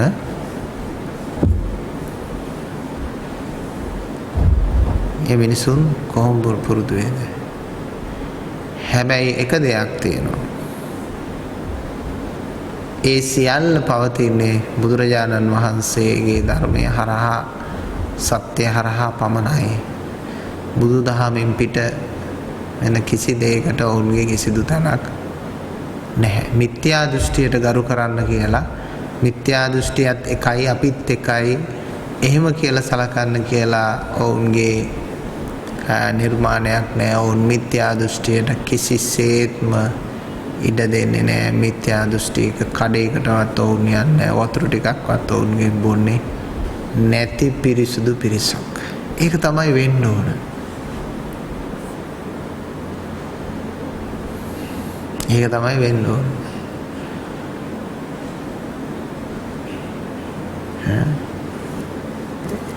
මිත්‍යා දෘෂ්ටික මනුෂ්‍යයත් එක්ක ඒ කිසි දෙයක් නැහැ. කිසි සම්බන්ධතාවයක් නැහැ.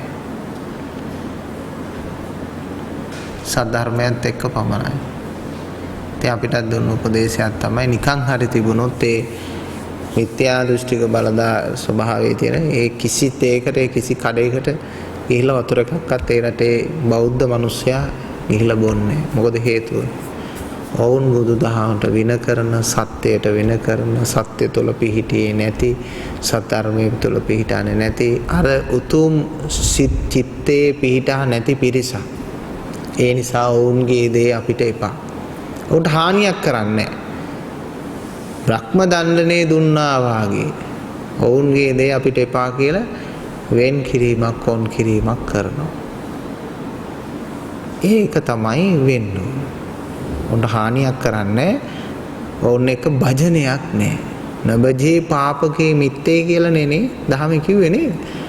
පාප මිත්‍රයව භජනය කරන්න එපානේ කිව්වේ. මිත්‍යා දෘෂ්ටිය භජනය කරන්න එපා. උන්ට අවකාශය තියෙන සම්මා දිට්ඨියට පැමිණෙන්න. සම්මා දෘෂ්ටික ඒ බුදුබණ පදේ වුන් හරියටම ක්‍රියාත්මක කරනවා.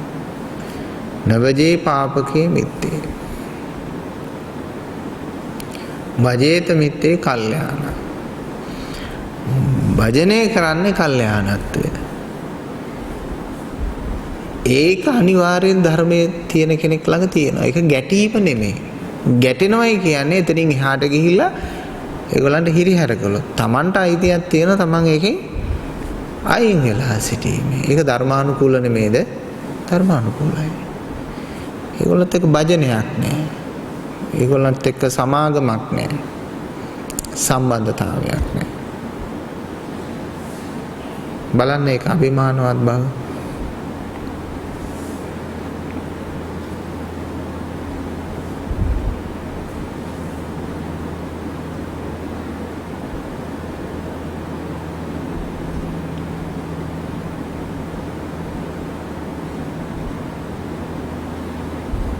ඒක තමයි වැදගත්.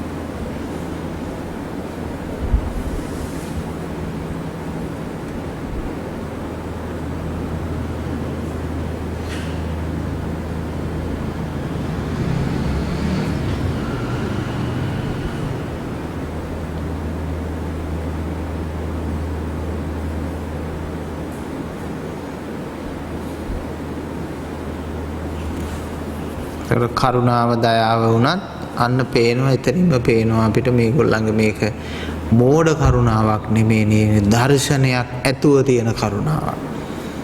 අපි අය මොකද කරන්නේ? දර්ශනයක් නැතුව තියෙන කරුණාව නිසා මොකද වෙන්නේ? සම්මා දිට්ඨිය තමාට නැති නිසා මොකද වෙන්නේ? එයා සම්මා දිට්ඨිය හඳුනන්නෙත් නැහැ, මිත්‍යා දෘෂ්ටිය හඳුනන්නෙත් නැහැ, පාප මිත්‍රය හඳුනන්නෙත් නැහැ, කල්යාණ මිත්‍රය හඳුනන්නෙත් නැහැ. ඔහේ රුවල් කැඩීගෙන යන ගහගෙන යන මිනිස්සු ටිකක් බවට පරිවර්තනය වෙනවා. අර උජුපටිපන්න භාවය, න්‍යායපටිපන්න භාවය නැති වෙලා තියෙනවා.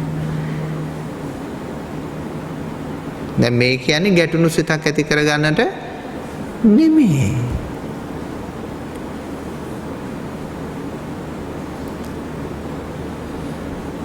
අකුසලයෙන් වෙන්ව කුසලයේ පිහිටන දහමක්. මිත්‍යාවෙන් දුරව සම්‍යක් ප්‍රතිපදාවේ විද්‍යාවේ පිහිටන දහම.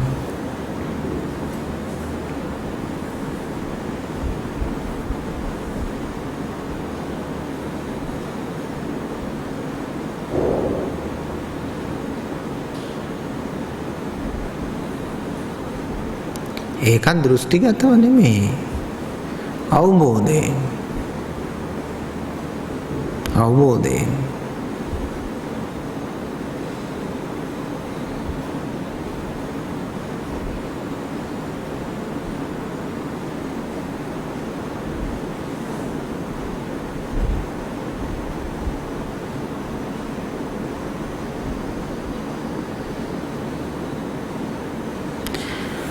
හොඳයි තමන්ට තියෙන දහම් ගැටලු පිළිබඳවත් අවධානය යොමු කරලා සාකච්ඡා කරන්න යොමු කරගන්න පුළුවන්.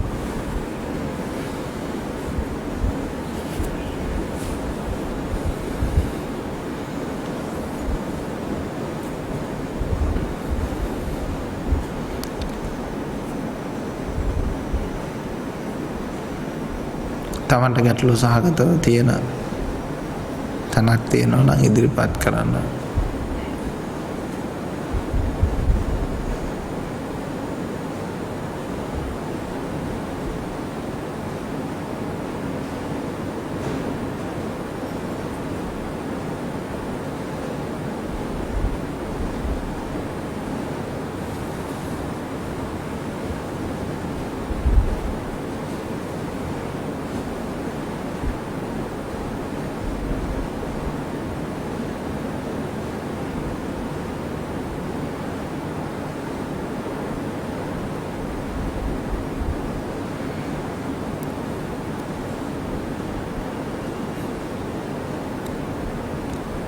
ඔයයන්ගෙන් මම ප්‍රශ්නයක් අසන්නම්. මේකයි ප්‍රශ්නේ.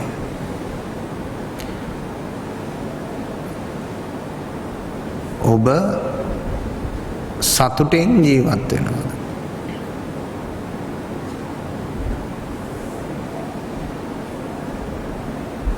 ඔබ සතුටෙන් ජීවත් වෙන කෙනෙක්ද?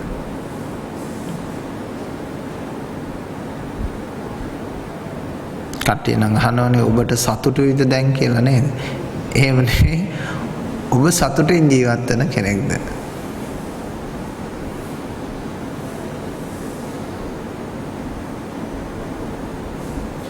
මොකක්ද උත්තරේ?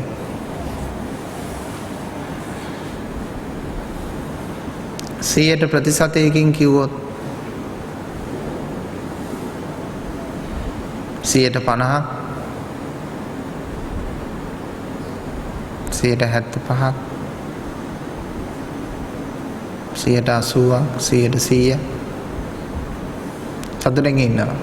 බලන්නකො එක්කෙනෙක් හරි ඉන්නවනේ 100%ක් සතුටෙන් ඉන්නවා. ඉතින් මම එහෙදිත් බැලුවේ උන්වහන්සේලාගේ පැවැත්ම සාමාන්‍ය හරි සරල නිසා මම ළඟට කිට්ටු වෙලා බැලුවේ වුන් සතුටෙන්ද කියලා.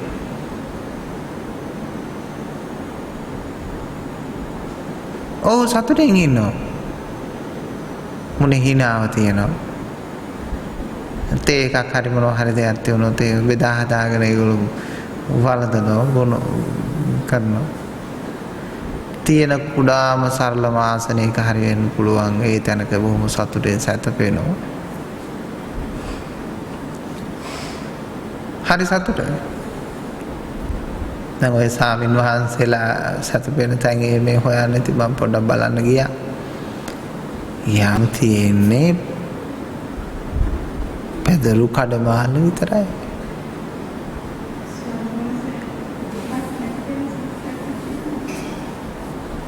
දුකක් නැහැ. ඔව් දුකක් නැති තැන සතුටක් පවතින්නේ. නමුත් සතුටින් ඉන්නවා. දැන් මම කියන්නේ මේ ඒ සරල වුණාම එහෙම තේනවයි කියන එක නෙමෙයි. ඒගොල්ලෝ එතන සරල තැනත් එච්චර සතුටින් ඉන්නවා නම් ගොඩක් තියෙන තැන අපිට කොච්චර සතුටින් ඉන්න පුළුවන්ද කියන එකයි මගේ අදහස. නේද? අපිට සීතලෙන් ප්‍රශ්නයක් නැහැ, උෂ්ණයෙන් ප්‍රශ්නයක් නැහැ, ජලය ටික තියෙනවා, වාතාශ්‍රය හොඳට තියෙනවා. නම් හොඳට ඇඳ මෙට්ට පුටු යාන වාහන ටික තියෙනවා නම් තව කොච්චර සතුටින් ඉන්න පුළුවන්ද? නේද? හොඳට ඉන්ද්‍රයන් ටික පිහිටලා තියෙනවා. මොනතරම් සතුටින් ඉන්න පුළුවන්ද? ඒ වගේ සරල වුණාම සතුටින් ඉන්න පුළුවන් කියන එක නෙමෙයි කියන්නේ. මෙච්චර දේවල් තියෙනකොට තව කොච්චර සතුටින් ඉන්න පුළුවන්ද කියන එක. ඒගොල්ලෝ එහෙම ඒ විදියට ඉඳලත් ඒගොල්ලන්ට සතුටින් ඉන්න ඒගොල්ලෝ පුරුදු වෙලා තියෙනවා.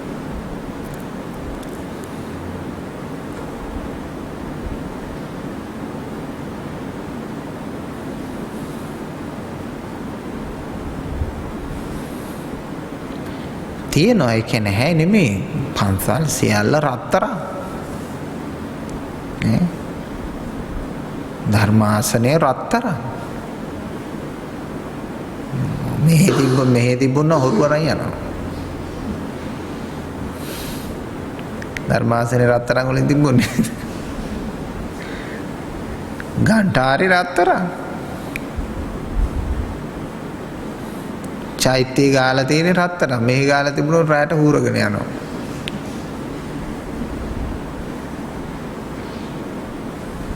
දෙහාමුදුරු කියනකොටම කියලා දෙනවා මේ ඔයගොල්ලෝ හූරගෙන එහෙම යන්න එපා මේ ගාලා තියෙන රත්තරන් කියලා.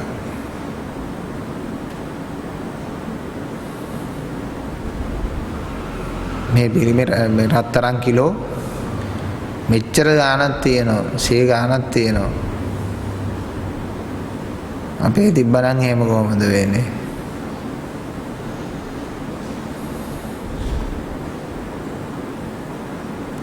ඒ වගේ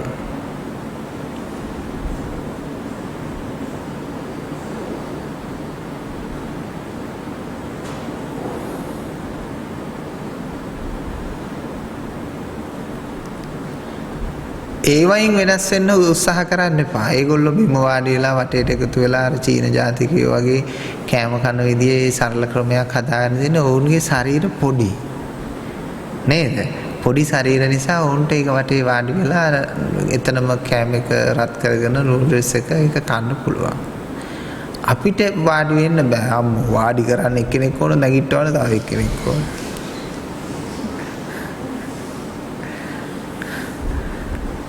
අපේ මහා ලායක හාමුදුරුවෝ ටික බිම වාඩි කරලා නැගිටව ගන්න හරි අමාරුයි.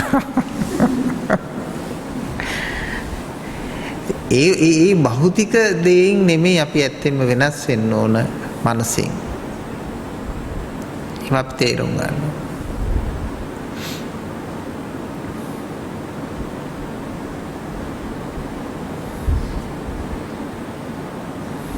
ඒ නිසා ඔබට සතුටෙන් ඉන්න පුළුවන් මොන විදියටද කියලා හොයාගෙන බලාගෙන යන්න. අන්න එවිට මේ ධර්මයෙන් උපකාර ටික අරගෙන තමාට Taman නිවැරදි කරගන්න පුළුවන්. ඔබ සොයන්න ඕන බුද්ධ ආගමවත් වෙන ආගමක්වත් නෙමෙයි. ඔබ හොයන්න ඕන සත්‍ය. ඔබ තුල සැනසෙල්ල. ඔබ හොයන්න ඕන නිවන. එහෙමනම් නිවන කියන එක ආගමික පසුබිමක තියෙන දෙයක් නෙමෙයි. ආගමික පසුබිමකින් තොරව නිදහසේ පවතින දෙයක්.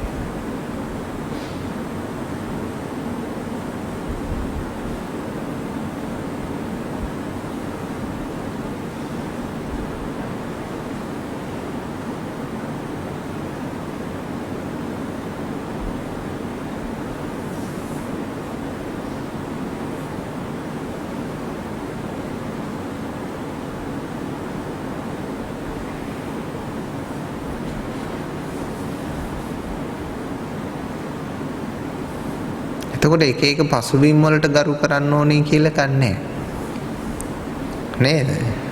හරියට සද්ධර්මයේ තේරුම් ගත්තොත් ඔක්කොම ආගම් එකයි නෙමෙයි. ඔක්කොම ආගමිකයන්ට පිස්සු කියලායි කියන්නේ. තේරුණාද? ඔක්කොම ආගම් එකයි අපි කවුරුත් එකයි කියලා නෙමෙයි කියන්නේ. ඔක්කොම ආගම්කාරයන්ට පිස්සු. ඒ නිසා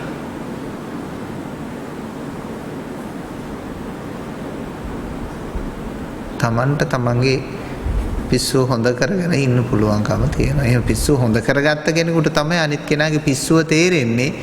නැත්තම් තමන්ටත් පිස්සුව තියෙනවා නම් අනිත් කෙනාගේ පිස්සුව තමන්ට තේරෙයිද?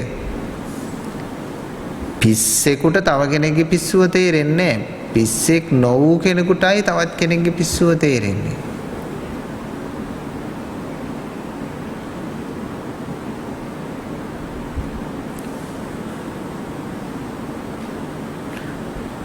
උගතකට නේද තව කෙනෙක්ගේ නූගත්කම තේරෙන්නේ නේද?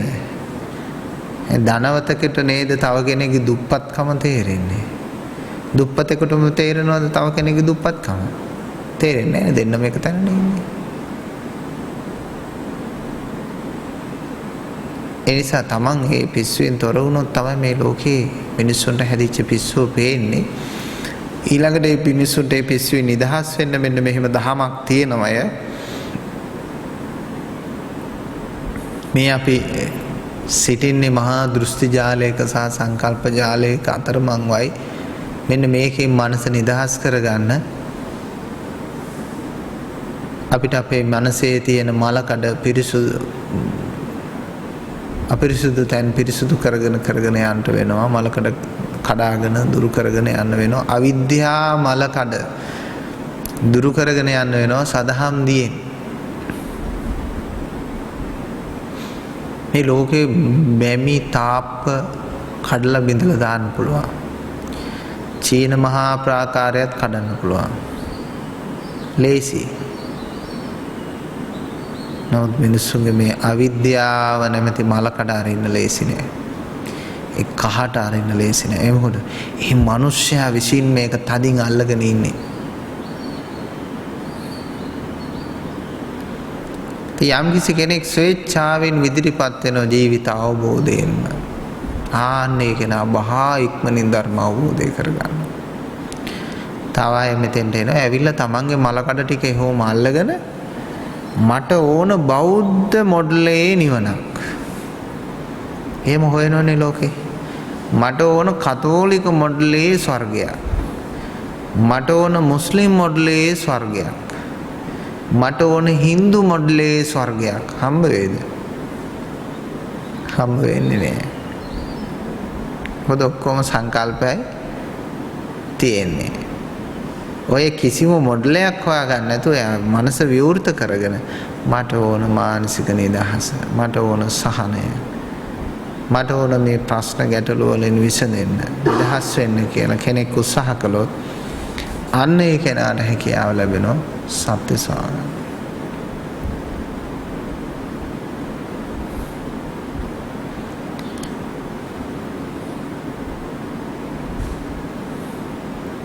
මෙතනින් මේ මනස හදන්න නැතුව ලෝකෙට කිව්වට සමගිය වාසය කරන්න, සාධාරණව ඉන්න, නීතිගරුකව ඉන්න, යුතුයකම් ඉෂ්ට කරන්න, ඒක මොනවා කිව්වත් කෙරෙන්නේ නැහැ. ඇයි? දර්ශනය තමා තුළ පහළ වෙන තුළු මිනිසයා ප්‍රබුද්ධ වන්නේ නැත. මිනිසයා ප්‍රබුද්ධ වන්නේ තමා තුළ දර්ශනය පහළ වෙන විටයි.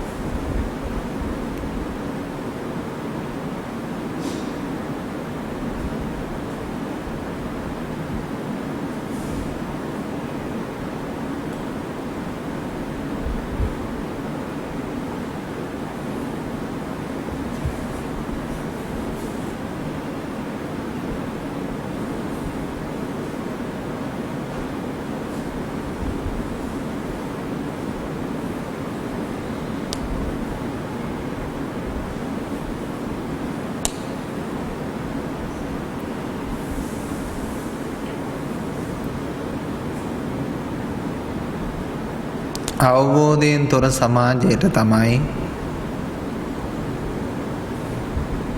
අනවබෝධයෙන් යුක්ත සමාජයට තමයි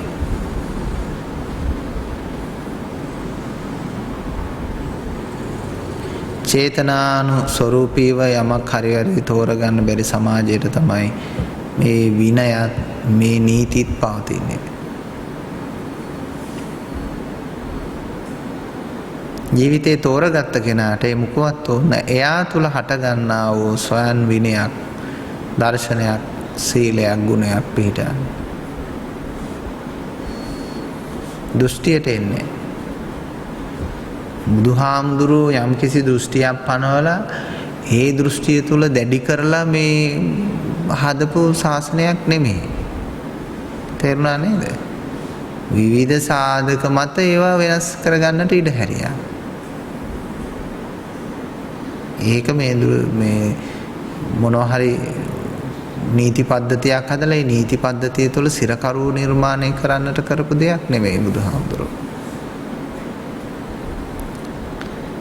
ඒක ස්ථානෝචිතව වෙනස් කරගන්නට උවමනා තැනින් වෙනස් කරගෙන ශාසනයේ දියුණුව උදෙසා කියලා වෙන කරන්න පුළුවන්. අවස්ථානෝචිතව වෙනස් කරගන්න ඕන. ශාසනයේ දියුණුව කියලා කියන්නේ පන්සල් ටික හදාගන්න එක, දායකයෝ ටික මුලා කරගන්න එක, දායකයන්ගේ හිත් දිනා ගන්න එක නෙමෙයි. ශාසනයේ දියුණුව කියන්නේ තමන්ගේ ආධ්‍යාත්මික දියුණුව. ගොඩක් දායකයොත් හිතාගෙන ඉන්නේ ශාසනයේ දියුණුව කියලා. මොකද හිතන්නේ? චෛත්‍යය තියෙන්න ඕන, රන්වට තියෙන්න ඕන, ඒ මේව ටික තමයි හිතන්නේ. ඒව තියෙන්න ඕන. නමුත් ඒක නෙමෙයි ශාසනික දියුණුව කියන්නේ. ශාසනික දියුණුව කියලා කියන්නේ ආධ්‍යාත්මික දියුණුව. එහෙනම් ආධ්‍යාත්මික දියුණුවට අවශ්‍ය කරන විදියට තමන්ට කටයුතු කරන්න පුළුවන්. ශාසනයේ පැවැත්ම කියන්නේ ඒක. ශාසනයේ පැවැත්ම වෙනුවෙන් කටයුතු කරනවා.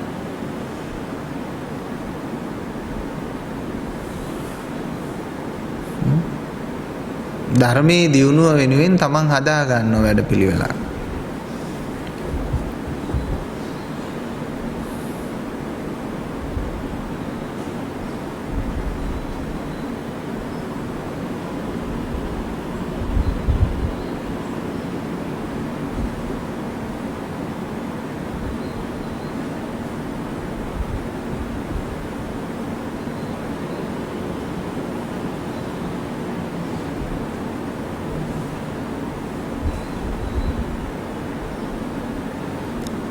අත්හරින්නට අවශ්‍ය නැහැ. අල්ලා නොගැනීමම අත්හැරීමයි. ඒකයි ඒක හොඳටම මතක තියාගන්න. අල්ලා නොගැනීමම පුරුදු කරන්න. ඒකම තමයි අත්හැරීම. මොනවද අල්ලා නොගැනීම පුරුදු කරන්නේ? භෞතික දේවල් හොයා නෙමෙයි. තමන්ගේ සිත අල්ලා නොගැනීම.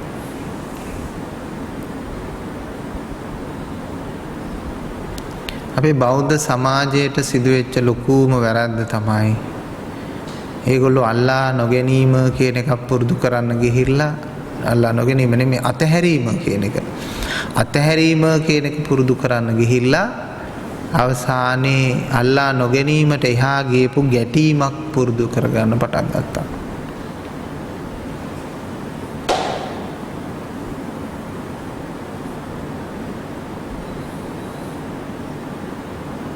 නොකරන වැරදිත් මිනිස්සුන්ට උගන්වන්න පටන් ගත්තා.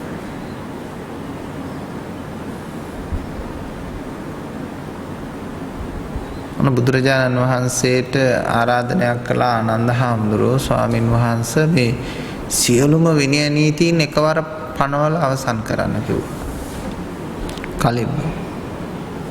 ඒක කෙරෙන්න කලින්ම.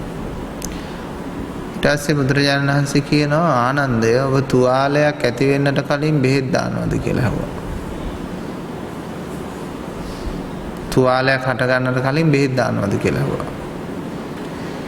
කිව්වා නෑ ස්වාමීනි බෙහෙත් දාන්නේ නෑ කිව්වා. තුවාලයක් ඇති වුණාම තමයි බෙහෙත් දාන්නේ කිව්වා. ආන්න ඒ වගේ කියලා කිව්වා. නමුත් ඒකෙන් එහාට ගිහිල්ලා අපේ රටේ සිද්ධ වෙච්ච දෙයක් තමයි අර ලෝකයේ එක එක්කෙනාගේ එක එක අඩුපාඩුකම් වලට දාපු බෙහෙත් කට්ටලේ හැමෝටම බෙදලා දෙන්න ගියා. බෙදලා දෙන්න ගියාට පස්සේ මිනිස්සුන්ට අවසානයේ වැරදි ඉගැන්නුවා.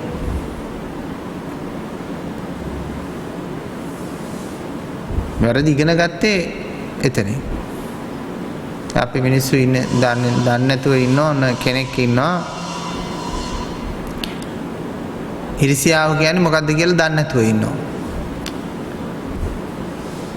ධර්මයෙන් අපි ගිහිල්ලා උගන්වන ඉරිසියා කරන්නේ මෙන්න මෙහෙමයි. ඉරිසියාව හොඳ නැහැ. ඒතකොට එයා ඒකෙන් ඉගෙන ගන්නේ මොකද්ද? ඉරිසියා කරන විදිය.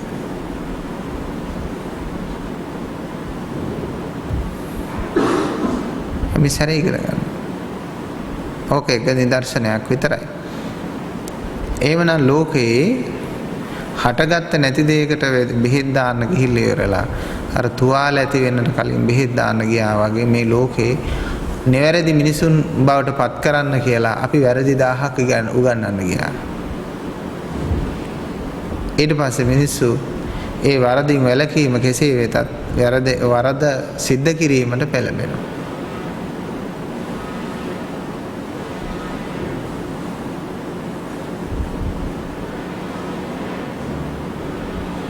ඉතින් ඊට පස්සේ අපේ මිනිස්සුගේ ඔළුවේ තියලා තියෙන්නේ යම්කිසි දෘශ්‍ය මායාවල් රාශියක් පෙළඹිලා ගැටුණු සිත විරුද්ධවාදී සිත් සමුදායක් ඔළුවේ පුරවගෙන හැම දෙයක් දිහාම විරුද්ධවාදී ලෙස විරුද්ධ ආකාරයෙන් බලන්නට කල්පනා කිරීම තුළ මිනිස්යාගේ සිත් තුළ සහනය වෙනුවට අසහනය පිරීලා පවතිනවා.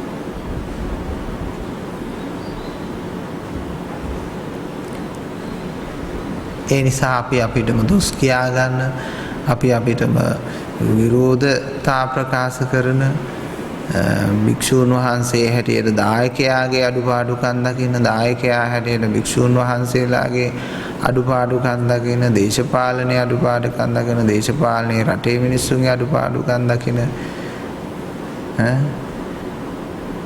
ඇති වෙනවා. ඊට පස්සේ තරඟකාරීත්වය, එකිනෙකා කෙරෙහි සමගියක් නැති, සහයෝගයක් නැති, පරිත්‍යාගශීලී බවක් නැති, දයානුකම්පිත භාවයක් නැති එක තරඟකාරී සමාජයක් නිර්මාණය වෙන ප්‍රතික්ෂේපිත ගුණය.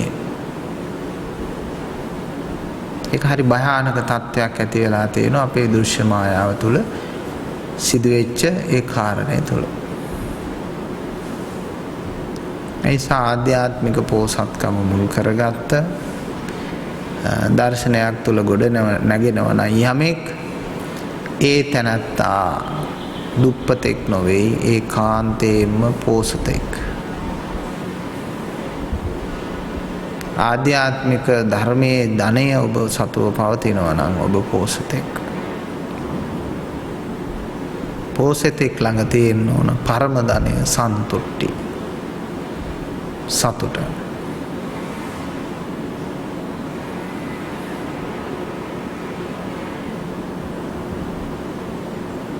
ඒ උදා කර ගැනීම සඳහා ඔබ කළ යුත්තේ ක්‍රියාවෙන් නිදහස් වීම පුරුදු කිරීම.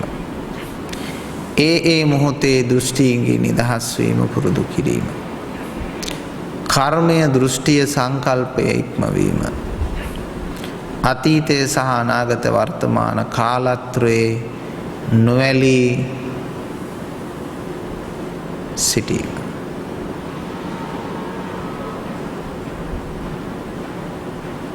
පුජ්‍යලමානයක් සෑම විටම ගොඩනගන්නේ නැතිව පුජ්‍යලමානය සෑම විටම දුරලන්නට උත්සාහ කිරීම තමයි වැදගත්.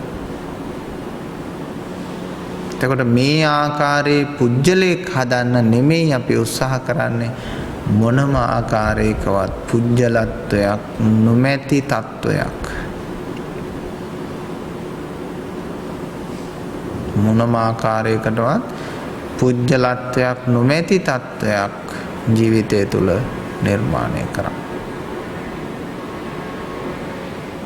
අන්න එතනින් අවදි වුණාට පස්සේ ඔබේ සිතෙහි අර අවශ්‍ය කරන ආර්ය ධනය, කරුණාව, දයාව, මෛත්‍රිය අවබෝධය තුලින් පහළ වෙන අමූලිකා සද්ධාව තුළ නෙමෙයි ආකාරවතී සද්ධාව තුළින් පහළ වෙන විද්‍යාව උපදවාගත්ත ආලෝකය උපදවාගත්ත ඥානය උපදවාගත්ත තැනින් සංකල්ප වලින් දෘෂ්ටි වලින් තොර වූ තැනින් අවදියක් ඔබේ ආධ්‍යාත්මය තුළ හට ගන්නවා. ආන්න ඒක තමයි බුදුහාමුදුරන්ගේ අවදිය. ආන්න ඒක තමයි බුදුහාමුදුරන්ගේ නිවන.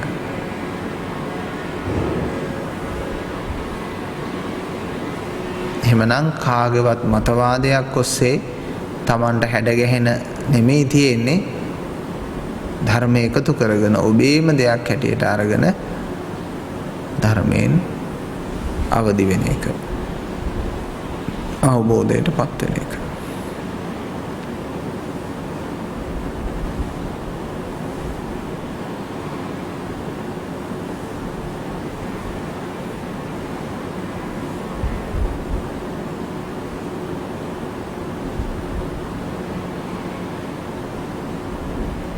නිසල මනසට කැමති වෙන්න ඕන.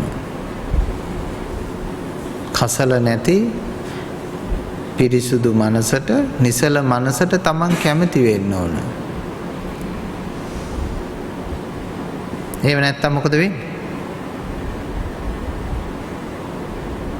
ඒ නිසල මනසට කැමති නැති වුණොත් එයා නිසල මනස තුල ඉන්නේ නෑ. අර කූඩල්ල මෙට්ටි තියන්න බෑ වගේ කියලා කතාවක් තියෙනවා. ආයෙ කසල මනසටම ඇදිලා යනවා. එතකොට නිසල මනස ධර්මයෙන් උදා කරලා දුන්නාම අයියෝ ඒක හරි පුස් ඒක හිස් කිසිම ගතියක් නැහැ කියලා හිතන්න එපා. ගතියක් තියෙන තැනකට ගියාම වේදනාවක් එතන තියෙනවායි කියලා තේරුම් ගන්න. ගති විමුක්ත කියන ස්වභාවය තුල ගතියක් නැති ස්වභාවය තුල මට තියෙන නිවන Taman තේරුම් ගන්න. Tamanට තියෙන නිවන Taman තේරුම් ගන්න ගතියක් නැති ස්වභාවය තුල.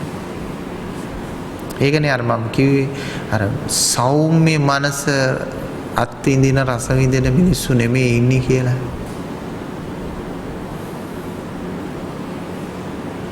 රළු මනස, රළු කතා, රළු නියෝග. හරියට අර හමුදා පාලනය වගේ. හමුදාවේ ඇතුළෙත් එහෙමනේ නේද? කිසි දෙයක් මෘදු මනසින් නැහැ, මෘදු වචන නැහැ. ඔක්කොම රළු නියෝග, රළු මනස. රළු දඬුවම්. ඒ හමුදා සෙබළුන්නේ වැඩ කරන්නේ මේ ගුණ යහපත්කමටද? ගුණ යහපත්කමට නෙමෙයි දණ්ඩණයට බයට. තේරුණානේ? ගුණ යහපත්කමට නෙමෙයි ඔවුන් හදලා තියෙන්නේ දණ්ඩණයට බයට. ඒ නියෝගයේ ක්‍රියාත්මක නොකළොත් මෙච්චර දඬුවම්. එතකොට අපි සේවිය යුතුද?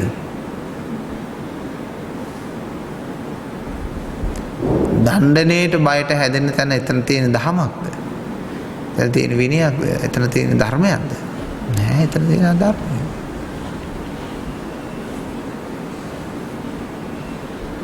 එහෙමනම් දණ්ඩණයකින් යහපත් වෙන එක නෙමෙයි, අවබෝධයෙන් යහපත් වෙන එකයි වැදගත්.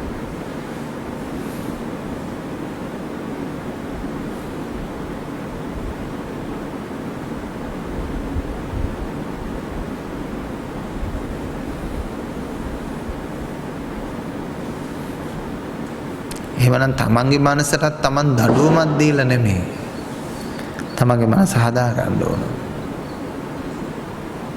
සමහර අය අපිත් එහෙම කාලයක් දඬුවම් දීලා බැලුවා මනසට. ඒ කාලේ බුද්ධ කාලයටත් එහා මිනිස්සු දඬුවම් දුන්න මනසට.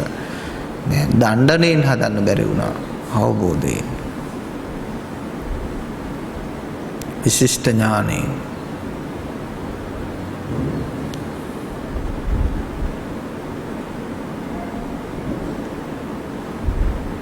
පුජ්‍යලත්වයෙන් තොර වූ මමත්වයෙන් තොර වූ ගුණයක් මේ ලෝකේ තියෙනවය.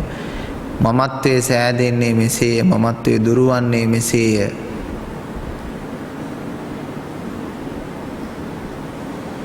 කියලා තේරුම් අරගෙන සියල්ල අනිත්‍ය කොට දකින්න තැන මේ සත්‍ය මතු වුණා.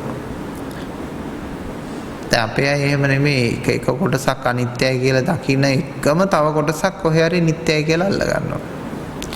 දැන් නිවන නිට්ටයයිද? නිවනත් අනිත්‍යයිනේ. නිවන අනිත්‍යයි කියන්නේ ඇයි?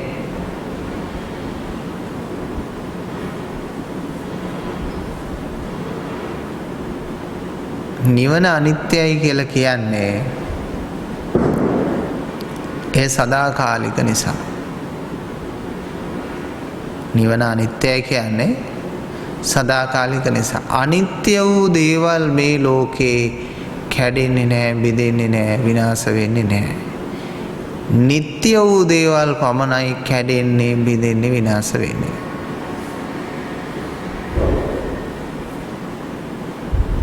ඔබට ඒක තේරෙනවද මන් දන්නේ? නিত্য වූ දේ කැඩෙනවා, බිඳෙනවා, විනාශ වෙනවා. අනිත්‍ය වූ දේ කැඩෙන්නේ නැහැ, බිඳෙන්නේ නැහැ, විනාශ වෙන්නේ නැහැ. ඇයි?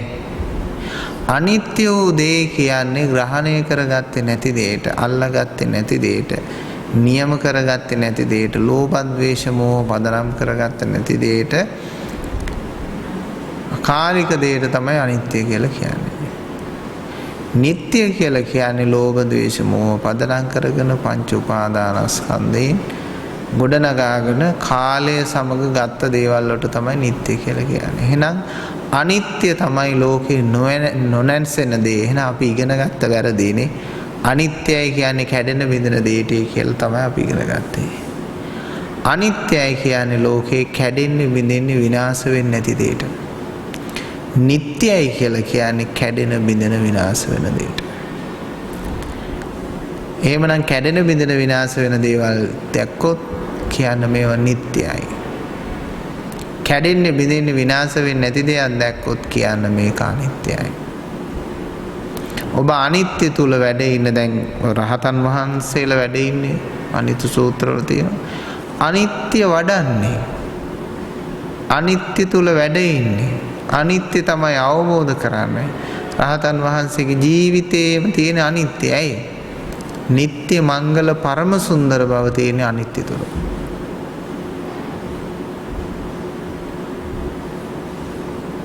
නිට්ටය මංගල පරම සුන්දර බව තියෙන අනිත්‍ය තුල. එහෙනම් නිට්ටය තුල නෙමෙයි රහතන් වහන්සේ වැඩ ඉන්නේ, ආර්ය ශ්‍රාවකයා වැඩ ඉන්නේ මොකද්ද? අනිත්‍ය තුල. අනිත්‍යයි කියන්නේ කැඩෙනවා, බිඳෙනවා, විනාශ වෙනවා කියන එක නෙමෙයි. කැඩෙන්නේ, බිඳෙන්නේ, විනාශ වෙන්නේ නැහැ කියන එකයි අනිත්‍ය කියන්නේ. කෙනෙක් කියනවා නම් අනිත්‍ය කියන්නේ කැඩෙනවා, බිඳෙනවා, විනාශ වෙනවා කියලා. එහෙමනම් එයා අනිත්‍ය කියන්නේ නිට්ටය කරගත්ත දෙයක් එයා. අනිත්‍ය කියන්නේ නිට්ටය කරගත්ත දෙයක් නොවනම නිසාම අනිශ්චිතෝ කියලා කියන්නේ. ඒකයි අනිච්ච කියන්නේ. ඒකයි ඒකේ කැඩෙන්න විදින දේවල් තිබුණොත් ඒක අනිත්‍ය නෙමෙයි. ඒක නිට්ටයනේ.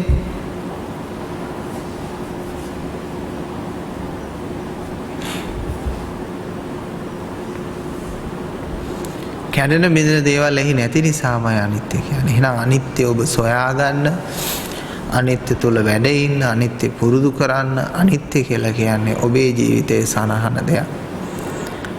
නේද? දැන් මේ ආයත මේ සත්‍ය අවබෝධ කරගන්න බැරි වෙලා තියෙන්නේ ඇයි ලෝකයට? නිත්‍ය කරගෙන. මොනවද නිත්‍ය කරගන්නේ? ඇස, කන, නාසය, දිව, ශරීරය, මන, දෘෂ්ටි, ආගම්, ජාති, සංකල්ප, කාලය. මොනවද දකින්නේ? අනිත්‍ය වශයෙන් දකින්නේ. ඒ නිත්‍ය වශයෙන් ඒවා සියල්ල නිත්‍ය කරගෙන.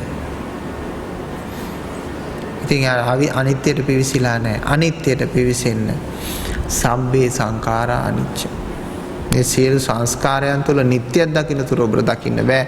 මේ කිසිම සංස්කාරක ධර්මයක් තුළ නිට්ටයක් නැහැ කියලා එයා දකින්න තැන.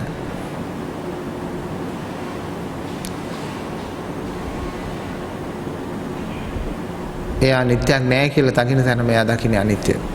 අනිත්‍යයි කියන්නේ කැඩෙන බිඳෙන දේවල් වලට නෙමෙයි. නොකැඩෙන, නොබෙදෙන, සිදුරු නොවන, වෙනස් නොවන, වෙනස් කළ නොහැකි දෙයකටයි අනිත්‍ය කියන්නේ. ඒ අනිත්‍ය අවබෝධ කරගන්න. දැන් මේක විප්ලවයක් නේ. වෙනසක්. ලෝක සම්මතයේ තියෙන එකක්, මේ ආම්දුරු කියන්නේ තව එකක්. අන්නේ අනිත්‍යයට පිවිසි කල්හි ඔබට ඒ අනිත්‍ය සුව දේවි. නිවීම ගෙනත් දේවි, නිවන අවබෝධ කර දේවි. ඒ නිසා අනිත්‍යයටපත් වෙන්න හැමදෙනාටම වාසනාව භාග්‍ය සැලසේවා කියලා ප්‍රාර්ථනා කරනවා. හැමදෙනාටම තෙරුවන් සරණයි. සාදු සාදු සාදු.